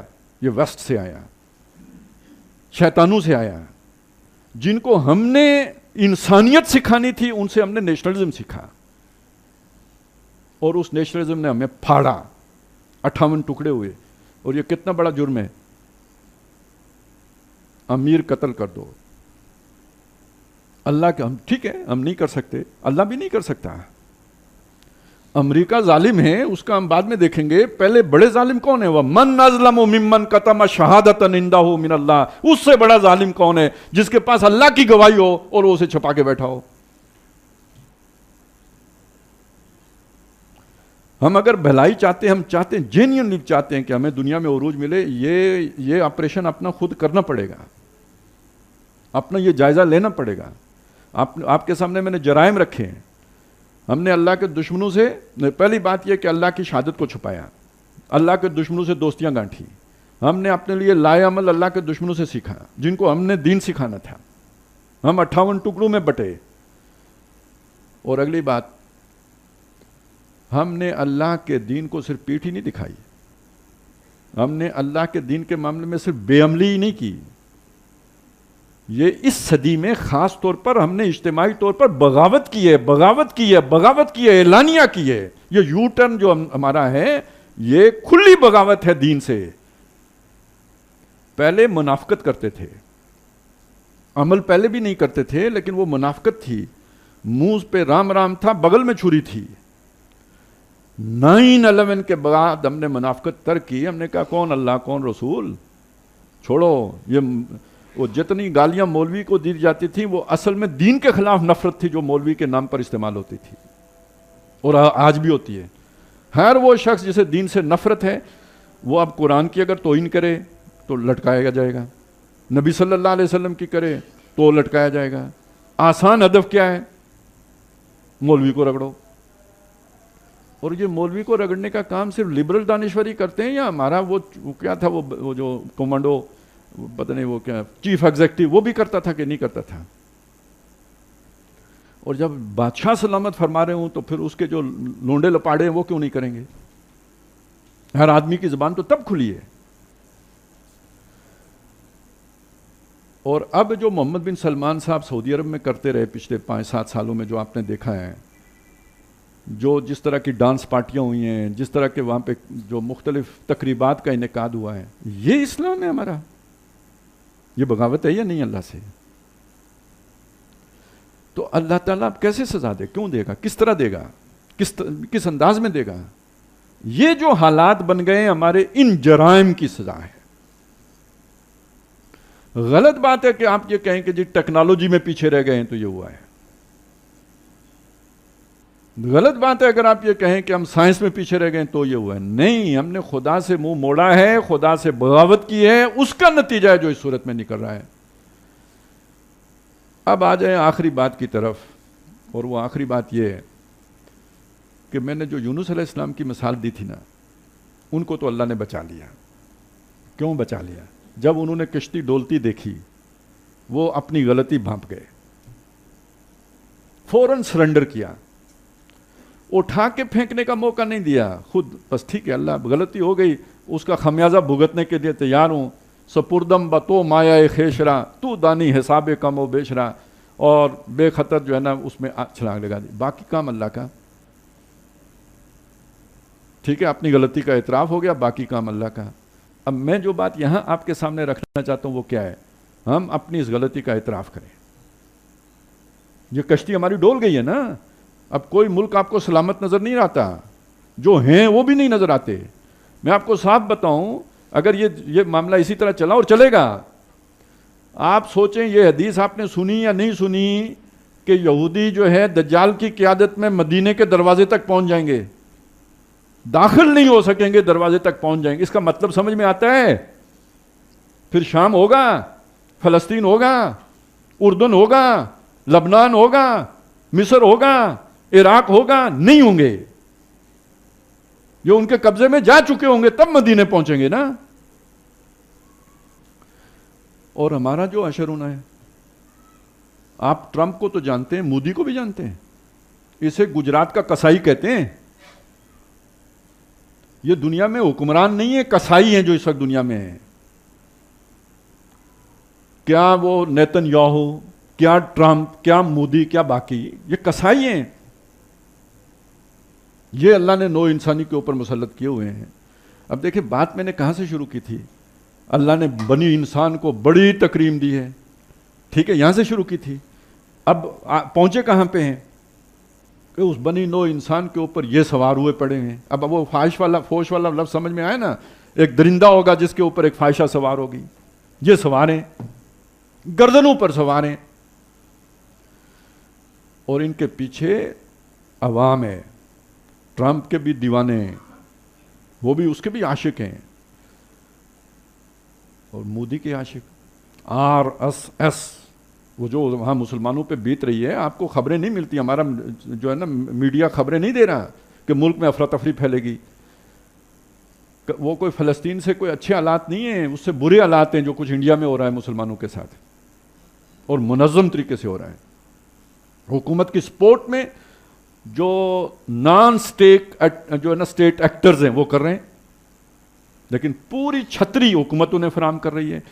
قوانین پہلے وہ بناتے ہیں اور پھر اس کے اوپر جو ہے نا یہ سارا فساد وہ RSS کے گنڈے کرتے ہیں. یہ انڈیا میں ہو رہا ہے. اور اگر یہ ملک بھی لیٹ گیا جس میں ہم بیٹھے ہوئے ہیں، اور جو حالات ہیں اس میں کب تک ہم سروائیو کریں گے؟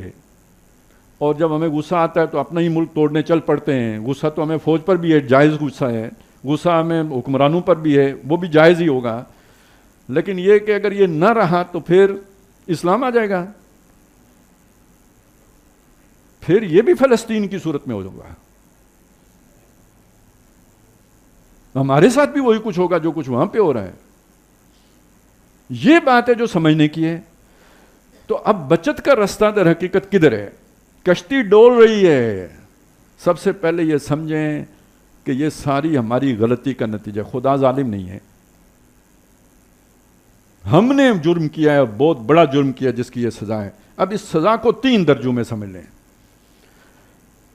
کہیں یہ سزا بنے گی، کہیں یہ سزا نہیں ہے، نعمت بنے گی. میں وہ دونوں باتیں آپ کے سامنے رکھ دینا چاہتا ہوں. بنی اسرائیل کا میں نے ذکر کیا تھا, جب وہ اس فضیلت پر تھے تو ان پر ایک عذاب آیا فرعون کی صورت میں. یستحیون نساءہم یذبحون ابناءہم و یستحیون نساءہم, وہ آل فرعون ان کی عورتیں زندہ رکھتے تھے, ان کے مرد جو ہیں انہیں ذبح کر دیتے تھے, بیٹے ذبح کرتے تھے, بیٹیاں زندہ رکھتے تھے. بیٹیوں سے کام لیں گے, عیاشی کریں گے. بیٹے طاقت ہوتے ہیں, طاقت نہیں کبھی بننے دیں گے. جیسے آج ٹیکنالوجی نہیں دیتے نا, تو اس وقت وہ طاقت تاکہ ان کے بازو نہ ہوں, ان کو اسی طرح دبا کے رکھیں. یہ ان کی پالیسی تھی. وفی ذالکم بلاء من ربکم عظیم, اور اس میں تمہارے رب کی طرف سے بہت عظیم بلا تھی. میں نے ترجمہ نہیں کیا, کیوں؟ اس لیے کہ اس کے دو ترجمے کیے گئے ہیں. ایک ترجمہ اس کا کیا گیا ہے اس میں تمہارے رب کی طرف سے تمہارے اوپر بہت بڑا عذاب تھا, مصیبت تھی. اور دوسرا ترجمہ کیا گیا اس میں تمہارے رب کی طرف سے بہت بڑی آزمائش تھی. اب فرق کیا ہوتا ہے؟ عذاب ناراضگی کی وجہ سے ہوتا ہے اور اس کے نتیجے میں نیست و نابود ہوتے ہیں, آخری انجام بھی برا ہوتا ہے. آزمائش کے نتیجے میں تندی باد مخالف سے نہ گھبرائے وہ کعب, یہ تو چلتی ہے تجھے اونچا اڑانے کے لیے, اونچا اڑانا مقصود ہوتا ہے. اب بات ایک ہے, اس کے ترجمے دو ہو گئے. ایک نے اسے عذاب کہا, دوسرے نے اسے آزمائش کہا. دونوں معنی کی گنجائش ہے, الفاظ بھی کے اندر دونوں معنی کی گنجائش ہے. میں یہ کہتا ہوں آج اس بلاؤن عظیم میں ہم گرفتار ہیں. جو بنی اسرائیل مصر میں جس کیفیت میں تھے اس کیفیت میں آج ہم ہیں. کچھ کے لیے یہ عذاب ہے. کن کے لیے عذاب ہے؟ جو اس امت کے مرتد ہیں. نام ان کے آج بھی عبداللہ اور عبد الرحمن ہیں, لیکن دل سے وہ یہ سمجھتے ہیں کہ نہ اللہ نے آئندہ مدد کرنی ہے, نہ اللہ کا دین آج کے دور کے لیے سود مند ہے, بلکہ یہ کہ مغرب نے جو ترقی کی ہے وہی دین, وہی طریقہ, وہی اصول آج کی دنیا کے لیے امر ہو گئے ہیں, بہترین ہیں. جو دل سے یہ سمجھتے ہیں وہ کسی خیر کے حقدار نہیں ہیں. ان کے لیے تو آ رہا ہے عذاب. نمبر 2, ان حالات کو بھی دیکھ کر جو توبہ تائب نہیں کرتے وہ بھی بیکار مخلوق ہے. اس کو رکھ کے کیا کرنا ہے, وہ بھی اسی چکی میں پس جائیں گے. وہ اس گیہوں کے ساتھ یہ گھن بھی پسے گا.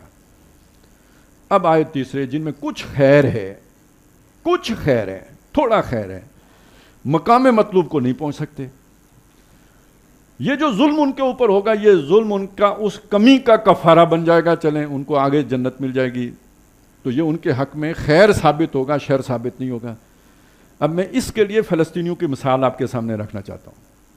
جس استقامت کے ساتھ وہ کھڑے ہو گئے, دیکھیں وہ آج بھی انہیں فیسیلیٹیٹ کرنے کے لیے ٹرمپ تیار ہے, یہاں سے نکلو, ہم تمہیں مصر میں کیمپ بنا کے دے دیتے ہیں, شام میں بنا کے دے دیتے ہیں, افریقہ میں جا کے بہت اچھی آپ کو اکوموڈیشن دے دیں گے, یہاں سے نکل جاؤ. اب وہ اللہ کے اس گھر کو نہیں چھوڑ رہے, جان دینے کے لیے تیار ہیں, بچے ذبح کروا رہے ہیں, عورتیں مروا رہے ہیں, اصحاب الاخدود کی سنت تازہ کر رہے ہیں. تو اگر اس ماضی میں ان کا کردار اچھا نہیں تھا تو یہ کردار ان کے اس سابقہ کردار کا کفارہ بن جائے گا یا نہیں بن جائے گا؟ بلاء من ربکم عظیم جو ہے وہ ان کے لیے خیر بن گئی یا نہیں بن گئی؟ خیر بن گئی. کل ہم پر یہ آتی ہے تو ہمارے سامنے دو آپشن ہوں گے. آج ہندوستان کے مسلمانوں کے سامنے یہ دو آپشن ہیں, میں آپ کو بتاؤں, ان کے سامنے آج ہیں, ہمارے سامنے کل آئیں گے. ایک آپشن یہ ہے, شودر بن جاؤ, مذہب چھوڑو, شودر بن جاؤ, کیونکہ وہ پورے ہندو تو بن نہیں سکتے, شودر ہی بن سکتے ہو, تو ٹھیک ہے ہم کچھ انسانی حقوق جو ہے نا وہ تمہیں دے دیں گے. نہیں تو یا تو زندہ نہیں چھوڑے جاؤ گے, یا یہ کہ second rate citizen. Second rate citizen اصل میں لفظ ہے, مطلب یہ غلام بن کے رہو گے, یعنی تمہارا کوئی حق حقوق نہیں ہوگا, ہماری بکریاں ہو تم, جب چاہیں جس کو مرضی مار دیں, چاہیں تمہاری محنت کا صلہ تمہیں دیں نہ دیں, کوئی رائٹ نہیں ہے, کوئی تم پراپرٹی نہیں رکھ سکتے, کوئی کاروبار نہیں کر سکتے, کوئی زندہ رہنے کا حق تمہارا نہیں ہے. یہ دوسری صورت زندہ رہنے کی تمہاری یہ. اور مذہب پہ رہو تو مرنے کے لیے تیار ہو جاؤ. ان کے سامنے یہ آپشن ان کے سر پہ کھڑا ہے. میں کہتا ہوں ہمارے سامنے بھی کل آنے والا ہے. آج سوچ لیں کیا کرنا ہے, جینے کے لیے یہ ذلت گوارا کرنی ہے یا عزت کے ساتھ جان دینی ہے, تو یہ عزت کے ساتھ جان دینا، اسلام پر جان دینا، ایمان پر جان دینا، یہ اس سے پچھلے گناہوں کا بن گیا کفارہ۔ نہیں تو پھر یہ ہے کہ وہ مزید ذلت، اور آگے بھی غلاموں کے لیے قبر بھی جو ہے نا، وہ اقبال کہتا ہے کہ وہ آؤ بقا کرتی ہے کہ یہ کون خبیث میرے اندر آ گیا ہے۔ غلام کی کوئی، اللہ نے تمہیں آزاد پیدا کیا، تم کسی کے آگے کیوں جھکے ہو؟ کھڑے رہتے نا، مقابلہ کرتے، مر جاتے۔ وہ جیسے فرعون کے سامنے کھڑے ہو گئے تھے جادوگر، ایسے کھڑے ہو جاتے۔ وہ آزاد تھے، جو سرنڈر کر گیا وہ غلام ہے۔ گردن نہ جھکی جس کی جہانگیر کے آگے، وہ آزاد ہے، جس کی گردن جھک گئی وہ غلام ہے۔ تو وہ آزادی کی خاطر جان دے دینا سابقہ گناہوں کا کفارہ بن گیا، آخرت بھلی ہو گئی۔ دو باتیں ہو گئیں، اب آئیے تیسری بات کی طرف، واپس چلیں پیچھے۔ اللہ نے اس ظلم کو ختم کرنا ہے یا باقی رکھنا ہے؟ ختم کرنا ہے۔ اللہ نے اس ظلم کی جگہ پہ اس دنیا کو عدل سے بھر دینا ہے۔ حضرت مہدی کے بارے میں جو حدیثیں ہیں ان میں سارا یہ ہے یا نہیں ہے کہ جتنا دنیا میں ظلم ہوگا اتنا عدل لے کے آئے گا حضرت مہدی؟ یہ دور آنا ہے یا نہیں آنا؟ حدیثیں ہیں یا نہیں ہیں؟ اور یہ محمد رسول اللہ صلی اللہ علیہ وسلم کا جو مشن ہے جو انہیں دے کے بھیجا گیا، اس کی تکمیل اس کے بغیر ہو نہیں سکتی کہ جو آپ کو رحمت للعالمین بنا کے بھیجا گیا، جب تک کہ سارے جہان پر آپ کی وہ رحمت ظاہر نہیں ہو جاتی اس وقت تک گویا آپ کا مشن شرمندہ تکمیل نہیں ہوتا۔ اس کا بھی تقاضا ہے۔ دنیا میں ٹرمپ نے نہیں رہنا ہے، دنیا میں اس ظلم نے نہیں رہنا ہے، دنیا میں محمد الرسول اللہ صلی اللہ علیہ وسلم کی جو لائی ہوئی رحمت ہے اس کا جلوہ آنا ہے۔ میں بھی حیرت ہوں کہ دنیا کیا سے کیا ہو جائے گی۔ آنکھ جو کچھ دیکھتی ہے لب پہ آ سکتا نہیں۔ میں بھی حیرت ہوں کہ دنیا کیا سے کیا ہو جائے گی۔ تو یہ آپ یقین رکھیں، یہ ہونا ہے، اور یہ کن لوگوں کے ہاتھ ہونا ہے؟ یہ ان لوگوں کے ہاتھ ہونا ہے۔ نمبر ایک، ویسے وہ قرآن میں بھی آئے، وَلَقَدْ كَتَبْنَا فِي الزُّبُورِ مِن بَعْدِ الذِّكْرِ أَنَّ الْأَرْضَ يَرِثُهَا عِبَادِيَ الصَّالِحُونَ۔ ہم نے یہ بات زبور میں لکھ دی تھی۔ عام یاد دہانی کی باتوں کے بعد اس زمین پوری کے وارث میرے وہ عبادت گزار بندے بنیں گے، نیکوکار بندے بنیں گے میرے۔ اور اس کے بعد اگلی بات کیا ہے؟ ان فی ھذا لبلاغا لقوم عابدین، یہ بہت بڑا اعلان ہے عبادت گزاروں کے لیے۔ وما ارسلناک الا رحمۃ للعالمین، اے نبی ہم نے آپ کو نہیں بھیجا مگر سارے جہان والوں کے لیے رحمت بنا کے بھیجا ہے۔ تو آسماں ہوگا سحر کے نور سے آئینہ پوش، اور ظلمت رات کی سیما پا ہو جائے گی۔ پھر دلوں کو یاد آ جائے گا پیغام سجود، پھر جبیں خاک حرم سے آشنا ہو جائے گی۔ اور آخر میں کیا بات ہے؟ یہ چمن معمور ہوگا نغمہ توحید سے، شب گریزاں ہوگی آخر جلوائے خورشید سے، یہ چمن معمور ہوگا نغمہ توحید سے۔ یہ اینڈ ہے، لیکن یہ کن لوگوں کے ہاتھ ہوئے؟ آپ نے کشتی ڈولتی دیکھی، اپنے آپ کو خدا کے سپرد کریں۔ اور خدا کے سپرد کرنے کا مطلب کیا ہے؟ اے اللہ، اس سے پہلے میں تیری نافرمانی کرتا رہا، میں اپنی مرضی چلاتا رہا، میں نے من موجی زندگی بسر کر لی، میں دنیا کی خاطر جیتا رہا، میں نے تیرے دین کی پرواہ نہیں کی۔ میں نے تیرے دین کی جو پرواہ کی بھی اس کو سیکنڈری اہمیت دے کے کی۔ پہلے میرے دنیا کے مسئلے تھے، دوسرے نمبر پر تیرا دین تھا۔ اے اللہ، میں آج سے تجھ سے عہد کرتا ہوں، میں تیرے دین کی خاطر جان جائے، رشتہ داریاں جائیں، تعلق داریاں جائیں، جو جائے، میں تیرے دین پر کمپرومائز نہیں کروں گا۔ یہ پہلا تقاضا ہے جی، لا الہ الا انت سبحانک انی کنت من الظالمین۔ میں ظالم تھا، آج کے بعد ظلم نہیں کروں گا، تیری فرما برداری اختیار کروں گا، جان دوں گا۔ نمبر دو،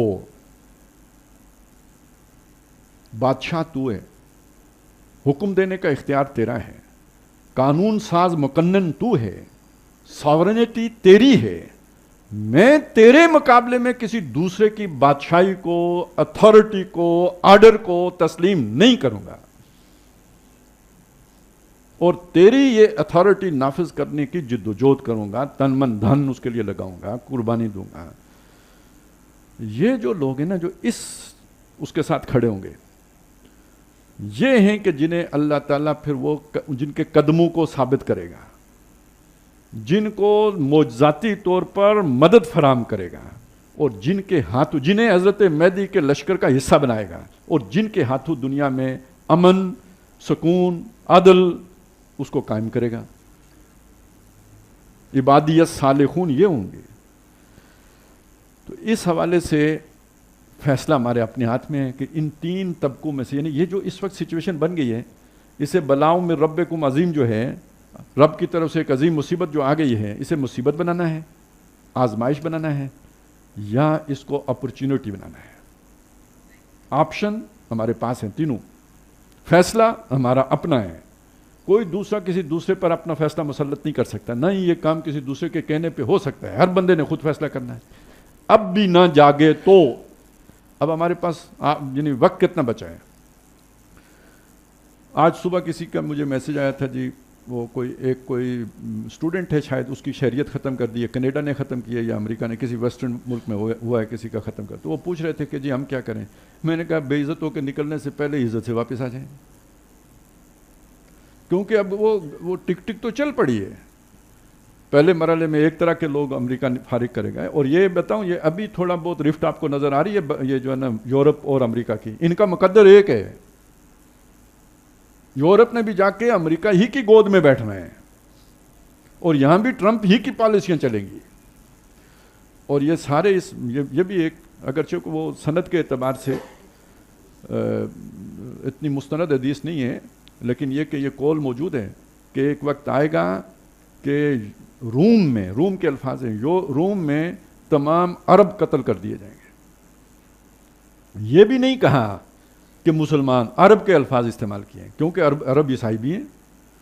اور یہ جو اس وقت جو کھچڑی پک رہی ہے، جو امریکہ میں بھی، اصل میں ٹرمپ نے جو جیسے یہاں پہ کیا نا ہندو مت اور برہمن، اور اسی طرح یہ سمجھ لیں کہ وہاں پہ جو گورا ہے نا، وائٹ سپریمیسی کی تحریک ہے یہ، بیسیکلی چٹی چمڑی، اور یہ جتنے بھی دوسری اقوام ہیں، یہاں تک کہ جو امریکی کالے ہیں ان سے بھی یہ لوگ نفرت کرتے ہیں، اس لیے کہ کالوں کو بہت خطرہ ہو گیا تھا اس کے آنے سے، ٹرمپ کے آنے سے۔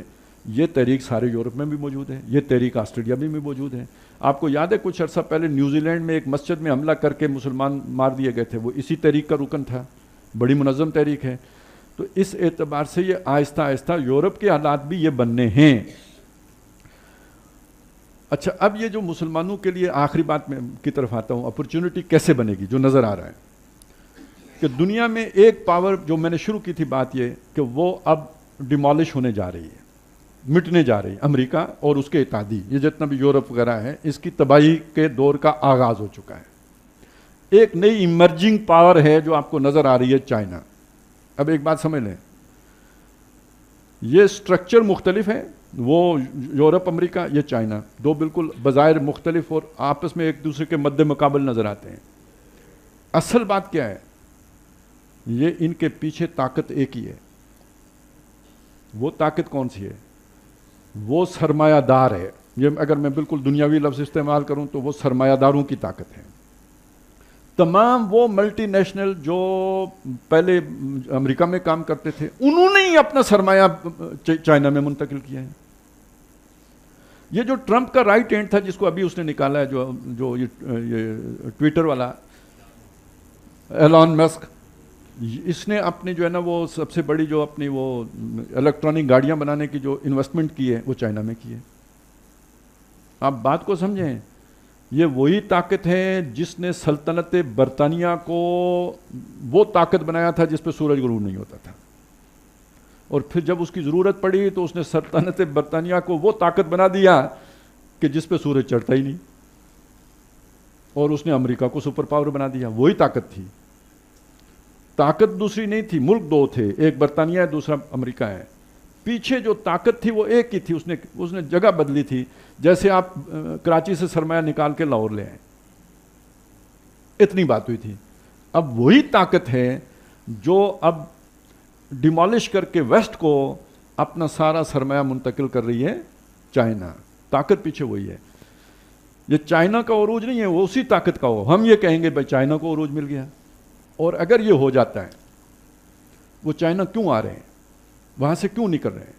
ایک بات کو سمجھیں، کہ یہ جو ویسٹ میں رینائنسنس مومنٹ تھی نا، اس کے نتیجے میں جو حقوق انسانی کا تصور وہاں پہ اجاگر ہوا تھا، تو وہاں سرمایہ دار یعنی جو پہلے جیسے جاگیردار تھا تو اس کی ایک اتھارٹی ہوتی تھی اور اس کے مزارع غلام کی حیثیت میں ہوتے تھے، ان کے کوئی رائٹس نہیں ہوتے تھے. لیکن جب یہ صنعتی انقلاب آیا اور اس کے نتیجے میں جاگیردار سے اقتدار نکل کے سرمایہ دار کے پاس گیا، تو اس نے وہ اپنی وہ جو اتھارٹی تھی نا، اس کو ایک طرح سے اکوموڈیٹ کیا، لوگوں کو اپنے ساتھ فیسیلیٹیٹ کیا، یا جسے وہ کہتے ہیں کہ جی یہ جو پارٹیسپیٹیو سٹائل آف مینجمنٹ ہوتا ہے نا، وہ اختیار کیا، ون ون کی صورت بنائی. یہ ایک نیا انداز تھا. اسے ہم اپنے خاص ٹرم میں کہتے ہیں کہ وہ پہلے اگر فستائیت تھی تو یہ سوفستائیت ہے، یعنی ایکسپلائٹیشن اب بھی ہے. پہلے ڈنڈے کے زور پر جو ہے نا کام لیا جاتا تھا، اب یہ ہے کہ وہ اس کو جو ہے نا وہ جلیبی دکھا کر اور میٹھا دکھا کر شوگر کوٹڈ کر کے وہ کام لیا جاتا ہے. یہ سٹائل کا فرق ہے. جاگیردار آج بھی جو ہے ہم تو چونکہ دونوں کو دیکھ سکتے ہیں. آپ یہ جو فوج بھی ہے نا، یہ بھی اصل میں جاگیردارانہ رنگ میں رنگی ہوتی ہے. ان کا سٹائل دیکھیں، جرنیل صاحب کا دیکھیں، یہ اتھارٹیٹیو سٹائل ہوتا ہے، غلام بنا کے رکھنے والا ہے. اس کے مقابلے میں آپ سرمایہ دار کو دیکھیں، یہ جو عام طور پہ ہماری سیاسی پارٹیاں ہوتی ہیں تو یہ بڑے میٹھے ہوتے ہیں. اندر سے قریت کے دیکھیں، یہ ان سے بھی زیادہ حوث میں بھرے ہوتے ہیں. ان میں وہ کوالٹی بھی نہیں ہوتی جو ان کے اندر پھر کوئی انسانیت ہوتی ہے، ان میں وہ بھی نہیں ہوتی. اوپر جو لبادہ ہوتا ہے وہ بہت میٹھا ہوتا ہے. یہ سرمایہ دارانہ ذہنیت ہوتی ہے. تو یوں سمجھ لیں کہ پہلے وہ لوہے کی زنجیروں میں کسی کو بیڑیاں پہناتے تھے تو کسی کو توق پہناتے تھے. انہوں نے سنہری جو ہے نا زنجیروں میں بندے کو باندھ لیا. یہ پیکج ہے، یہ آپ کو ملے گا، یہ آپ کو سہولتیں ملیں گی. تو وہ پیکج کے چکر میں بندہ جو ہے نا، پہلے وہ زبردستی ٹریڈ مارک اپنا جو ہے نا وہ داغتے تھے، اب ہم اپنے گلے میں خود اپنی مرضی سے ڈالتے ہیں. میں فلانی کمپنی میں کام کرتا ہوں، یعنی اس کا غلام ہوں، بدلے میں مجھے یہ پیکج ملتا ہے. اور وہ ہوتا کیا ہے؟ آپ ذرا اس سب کو ذرا جانچے تو کیا ہوتا ہے. اس سٹیٹس کے مطابق خرچ بھی کرنا ہوتا ہے. یعنی دتھے نہیں کھوتی اوتھے جا کھلوتی. جنہوں نے وہ ہمیں دیا ہوتا ہے کاغذ کا پیپر ہوتا ہے نا، اور تو کچھ بھی نہیں ہوتا ہے. وہ ہیر پھر اسی بورڈ ہیڈ جو ہے نا جا کے کھڑا ہو جاتا ہے واپس ان کے پاس. 5 دن محنت کرو اور گدھے کی طرح محنت کرو. کبھی غلاموں نے اس طرح محنت نہیں کی جو آج انسان اپنی مرضی سے محنت کر رہا ہے، سرمایہ دار کے لیے محنت کر رہا ہے. 5 دن محنت کرے گا، 2 چھٹیاں ہیں، جاؤ سی پہ جاؤ، بیچ پہ جاؤ، ادھر جاؤ، کلب میں جاؤ، اور وہ جو سارا تم نے کمایا ہے نا وہ سوروں کی طرح جو ہے نا عیاشی کرو اور سب واپس ہماری تجوری میں جمع کرا دو. چھٹی. یہ ہے کنزیومر سوسائٹی. آپ اس کو سمجھیں. تو بہرحال اس میں کچھ نہ کچھ تو لیکیج بھی ہو جاتی ہے، کچھ نہ کچھ سرمایہ دار کے ہاتھ سے نکل بھی جاتے ہیں. تو بہترین اس کے لیے جو ہے نا نظام کیا ہوگا؟ اتھارٹیٹیو نظام ہو. کوئی فیکٹری کے اندر مزدور کوئی یونین نہ بنا سکیں، کوئی جو حقوق کی بات نہ کر سکیں. وہ جو بولے وہ کیا کہتے ہیں ہمارے ادھر پٹواری میں، الیانا تھا سلیانا، بولا نہیں ہے تو اڑایا نہیں ہے. یہ چائنا کا نظام ہے. تو اس لیے سارا سرمایہ دار چائنا آیا تو کیوں آیا؟ کہ وہاں اسے سستی لیبر ملتی ہے، وہاں اسے کوئی مسئلہ نہیں ہے. چائنا ماڈل کی باتیں ہوتی ہیں.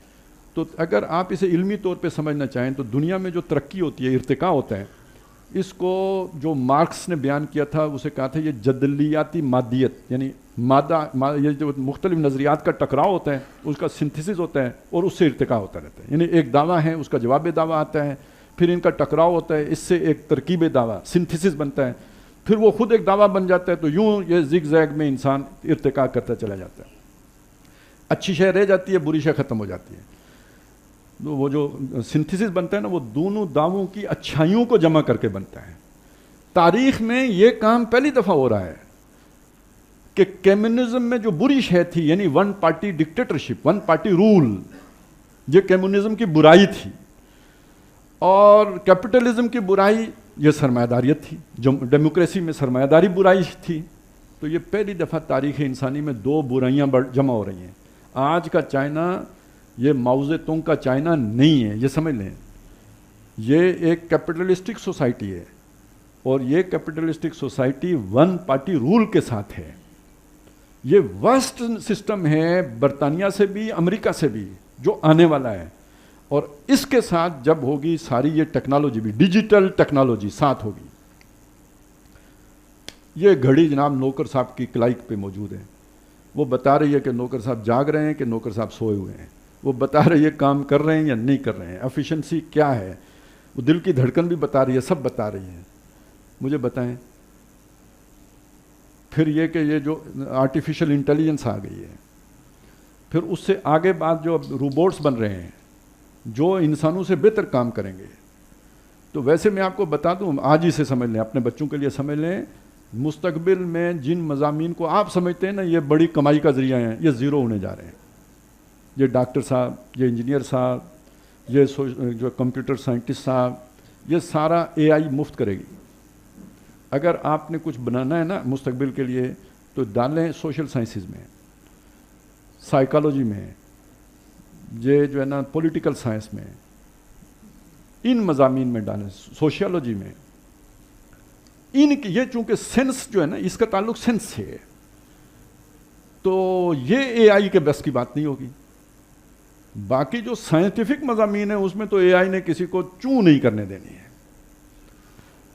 اب آپ سوچیں کہ انسان کتنی بدترین غلامی کی طرف جا رہا ہے. ایک جو چند خاندان، 3-4 خاندان ہوں گے، پوری دنیا کے حکمران ہوں گے، یہ سارے انسان ان کے غلام ہوں گے. کیا مسلمان، کیا عیسائی، کیا یہودی، سب غلام ہوں گے. یہ کوئی یہودیوں کی دنیا نہیں ہوگی، ان سرمایہ داروں کی دنیا ہوگی. اب آپ سوچیں یہ ہو سکتا ہے؟ وہ خدا کا منصوبہ ہی سارا خراب ہو جائے گا.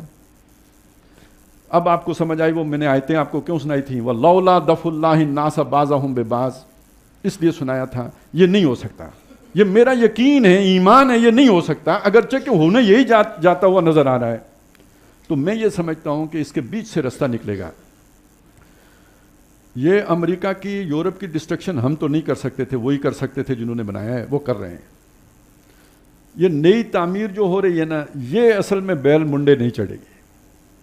اس کے بیچ میں ہی وہ اللہ تعالیٰ کی طرف سے کوئی انٹروین ایسا کیا جائے گا جسے ہم سمجھ سکتے ہیں. وہ در حقیقت یہ والے مسلمان جن کا نقشہ میں نے آپ کے سامنے کھینچا ہے کہ جو توبہ تائب ہو کر اپنے آپ کو اللہ کے دین کے لیے وقف کر چکے ہوں، یہ والے مسلمان، ان کی لیڈرشپ کے طور پر اللہ تعالیٰ حضرت مہدی کو کھڑا کرے گا. یہ کسی پلاننگ میں نہیں ہے، یہ کسی منصوبے میں نہیں ہے، یہ کسی سوچ میں نہیں ہے. دنیا تو دیکھ رہی ہے ایک طرف چائنا کو اور ایک طرف امریکہ کو، یہ بیچ میں تیسری طاقت اچانک آئے گی. اب آپ سوچیں، آپ نے اگر دجال کے بارے میں پڑھا ہے تو اس کے بارے میں یہ بات حدیثوں میں آئی ہے کہ وہ غصہ کھا کے نکلے گا، غصہ کھا کے نکلے گا. بہت سے لوگوں کو ان باتوں کا فہم نہیں ہو پاتا. مسئلہ کیا ہے سمجھیں، ایک روایت وہ ہے جس میں تمیم داری بیان کرتے ہیں کہ میں نے دجال کو زنجیروں میں جکڑا ہوا دیکھا ہے. اب لوگ اسے جوڑ دیتے ہیں اس چیز سے کہ وہ غصہ کھا کے زنجیریں توڑ کے نکلے گا. یہ بات نہیں ہے، زنجیریں اس کی پہلے ٹوٹ چکی ہیں. میں جو سمجھاؤں مختلف روایات سے، نبی صلی اللہ علیہ وسلم سے 1000 سال کے بعد وہ آزاد ہو گئے. جو آج کی دنیا ہے یہ دجال کی دنیا اس نے بنائی ہے، پیچھے رہ کے بنائی ہے، سامنے نہیں آیا ہے. وہی تھا جو برطانیہ کے پیچھے تھا، وہی تھا جو امریکہ کے پیچھے تھا، وہی ہے جو چائنا کی طرف جا رہا ہے. اس کی دنیا میں ڈسٹربنس آ کے کون پیدا کرے گا؟ حضرت مہدی آ کے پیدا کریں گے کہ یہ والا جو سی پیک کا روٹ ہے نا، یہ سارا وہ اپنے قبضے میں لے لیں گے، ترکی تک کا علاقہ فتح کر لیں گے. تو جب ترکی میں ہوں گے تو خبر آئے گی نا دجال نکل آیا ہے، تو غصہ اسے تب آئے گا یہ جب پورا علاقہ اس کے ہاتھ سے نکل جائے گا. تو گویا یہ دونوں جو بڑی طاقتیں ہیں یہ منہ دیکھتی رہ جائیں گی. تیسری طاقت ابھرے گی اور اللہ تعالیٰ کی مدد اس کے شامل حال ہوگی، اور آخری فتح اس کی ہونی ہے. اور یہ آخری فتح وہ ہے کہ جس میں پھر دجال جب خود آئے گا تو حضرت مہدی بھی اس کا مقابلہ نہیں کر سکیں گے. تو اللہ تعالیٰ اس کو بھگانے کے لیے حضرت مسیح علیہ السلام کو بھیجیں گے، اور حضرت مسیح کو دیکھتے ہی وہ پگھلنا شروع ہو جائے گا. وہ بھی بہت کوئی ہائی ٹیک چیز ہوگی نا، یوں سمجھیے آرٹیفیشل انٹیلیجنس اور ڈی این اے انجینئرنگ کا کمال ہوگا. دونوں کے ملاپ سے کوئی بڑی عظیم شے ہوگی وہ جو بھی ہے. تو وہ حضرت مہدی کے سامنے نہیں کھڑا ہو سکے گا، وہ مقام لد پہ جا کے اسے قتل کر دیں گے. اب آخری جو شر کی طاقت آئے گی وہ ہے یاجوج ماجوج، جن کا مقابلہ حضرت مسیح بھی نہیں کر سکیں گے. اس کے لیے آپ ویسے حدیث میں الفاظ ہیں، ایک کیڑا اللہ تعالیٰ پیدا کرے گا جو ان کی گردن پہ کاٹے گا اور وہ مرنا شروع ہو جائیں گے اور لاکھوں کی تعداد میں مریں گے، یہاں تک کہ ان کو کی لاشیں ٹھکانے لگانا بھی ممکن نہیں ہوگا، اور اللہ تعالیٰ وہ ظاہر ہے پھر گلیں سڑیں گے، تو پھر اس کے بعد بارش ہوگی تو وہ زمین صاف ہوگی ان کے وجود سے۔ اب آپ سمجھ سکتے ہیں وہ کدھر سے آئیں گے؟ جی، تو وہ اور ان کی عادتیں آپ کو پتہ ہی ہوں گی، نہ مینڈک چھوڑیں، نہ سانپ چھوڑیں، نہ بچھو چھوڑیں۔ تو یہ اب یہ سارے نقشہ سامنے آ گیا یا نہیں آ گیا؟ اس سب کو سامنے رکھ کر دیکھیں تو اب ہمارے لیے چوائس کیا باقی بچی ہے، آپشن کیا باقی بچا ہے؟ توبہ کا بچا ہے۔ اور اللہ تعالیٰ خاص طور پہ غلطیاں ہیں سب ممالک کی ہیں، لیکن جیسے وہ حدیث میں آیا ہے کہ جی مدینے کو بچائے گا، جیسے حدیث میں آیا مکے کو بچائے گا، تو ایسے ہی یہ ہے کہ آخر کوئی تو طاقت ہوگی نا جو حضرت مہدی کا بھی ساتھ دے، کوئی یعنی کچھ دنیا کے اسباب بھی ہوں۔ اس لیے ہم امید رکھتے ہیں کہ یہ جو باتیں ہم کر رہے ہیں ان باتوں سے ہمیں اللہ سمجھ دے، لوگ ہمارے بدلنا شروع ہوں، تو یہ ایک ایٹمی طاقت تو ہے نا۔ لیکن ایک بات میں آپ کو بتا دوں، اگر ہم اللہ کے باغی رہے تو یہ ایٹم بم ہمارے گلے کی ہڈی بنے گا، اسی وجہ سے پھڑے جائیں گے۔ اگر دنیا ہمیں چھوڑنا بھی چاہے گی نا تو اس کی وجہ سے نہیں چھوڑے گی، اور اگر ہم اللہ کی طرف تو تائب ہو جاتے ہیں، توبہ کر لیتے ہیں، تو پھر اس کا نتیجہ یہ نکلے گا کہ یہی ہمارے لیے تابوت سکینہ بنے گا جو فتح کا باعث بنتا ہے۔ اور یہ وہ بات تھی جو میں نے کہی۔ اب آپ خود سوچیں، سارے لوگ اس وقت صرف اتنی بات کو سوچیں، قرآن نے یہ بات کہی ہے یا نہیں کہی کہ یہ سود کھانا لینا دینا اللہ سے اعلان جنگ ہے، اللہ کے رسول سے اعلان جنگ ہے؟ ہم اللہ اور رسول سے اعلان جنگ سارے مسلمان کیے ہوئے ہیں یا نہیں کیے ہوئے؟ کیے ہوئے نا۔ اور یہ کرنے کے بعد اگر ہم کہیں کہ ہم فلسطین پہ چڑھ دوڑیں، یہودیوں پہ چڑھ دوڑیں گے اور اللہ ہماری مدد کرے گا، مجھے بتائیں کیا ہوگا؟ کوئی بندہ یہ ٹھنڈے طریقے سے یہ بات نہ سننے کے لیے تیار ہے نہ ماننے کے لیے تیار ہے۔ میرے بھائیو، یہ اگر آپ یہ بات نہیں سن رہے نا، یہ بس پھر ایسی بات ہے جیسے کہ چونٹی کو پر نکلتے ہیں، وہ سمجھتی ہے میں اڑوں گی، لیکن وہ مرنے کے لیے اڑتی ہے۔ اور یہ قرآن مجید کے مطالعے کے نتیجے میں آپ کو بتا رہا ہوں۔ آپ آج جائیں سورہ بنی اسرائیل کا پہلا رکوع نکالیں، جس تفسیر سے مرضی پڑھ لیں کہ یہودیوں کے ساتھ کیا ہوا تھا، بخت نصر نے کیا کیا تھا اور کیوں کیا تھا۔ نبی موجود تھے، وہ یہی بتا رہے تھے جو میں آپ کے سامنے عرض کرنے کی کوشش کر رہا ہوں۔ قوم نے نہیں سنا، انہوں نے کہا نہیں جہاد کریں گے، اور کیا۔ 6 لاکھ قتل ہوئے، 6 لاکھ غلام بنے، تو رات وہ اٹھا کے لے گئے، پھر نہیں ملی تابوت سکینہ، تب گم ہوا، آج تک نہیں ملا۔ ہیکل سلیمان علیہ السلام کے تعمیر کردہ مسجد پہلی دفعہ گری، مسمار ایک اینٹ سلامت نہیں چھوڑی گئی، کوئی ایک متنفس اس شہر میں باقی نہیں رہا۔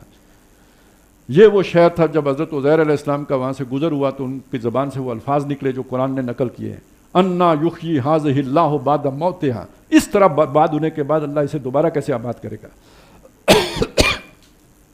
یہ بربادی وہ اس قوم پر آئی جس کو اللہ نے فضیلت دی تھی، جس میں نبی موجود تھے، اس وقت بھی موجود تھے جب یہ ہوا۔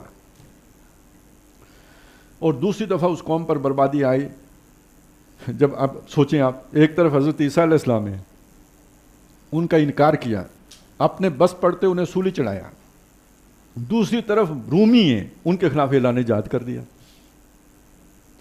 تو میں جہاد کا مخالف نہیں ہوں، میں آپ کو بزدل نہیں بنانا چاہتا ہوں، میں صرف آپ کو یہ کہنا چاہتا ہوں کہ آپ اللہ سے بغاوت کر کے جہاد میں کامیاب نہیں ہو سکتے، دھوکہ نہ کھائیں۔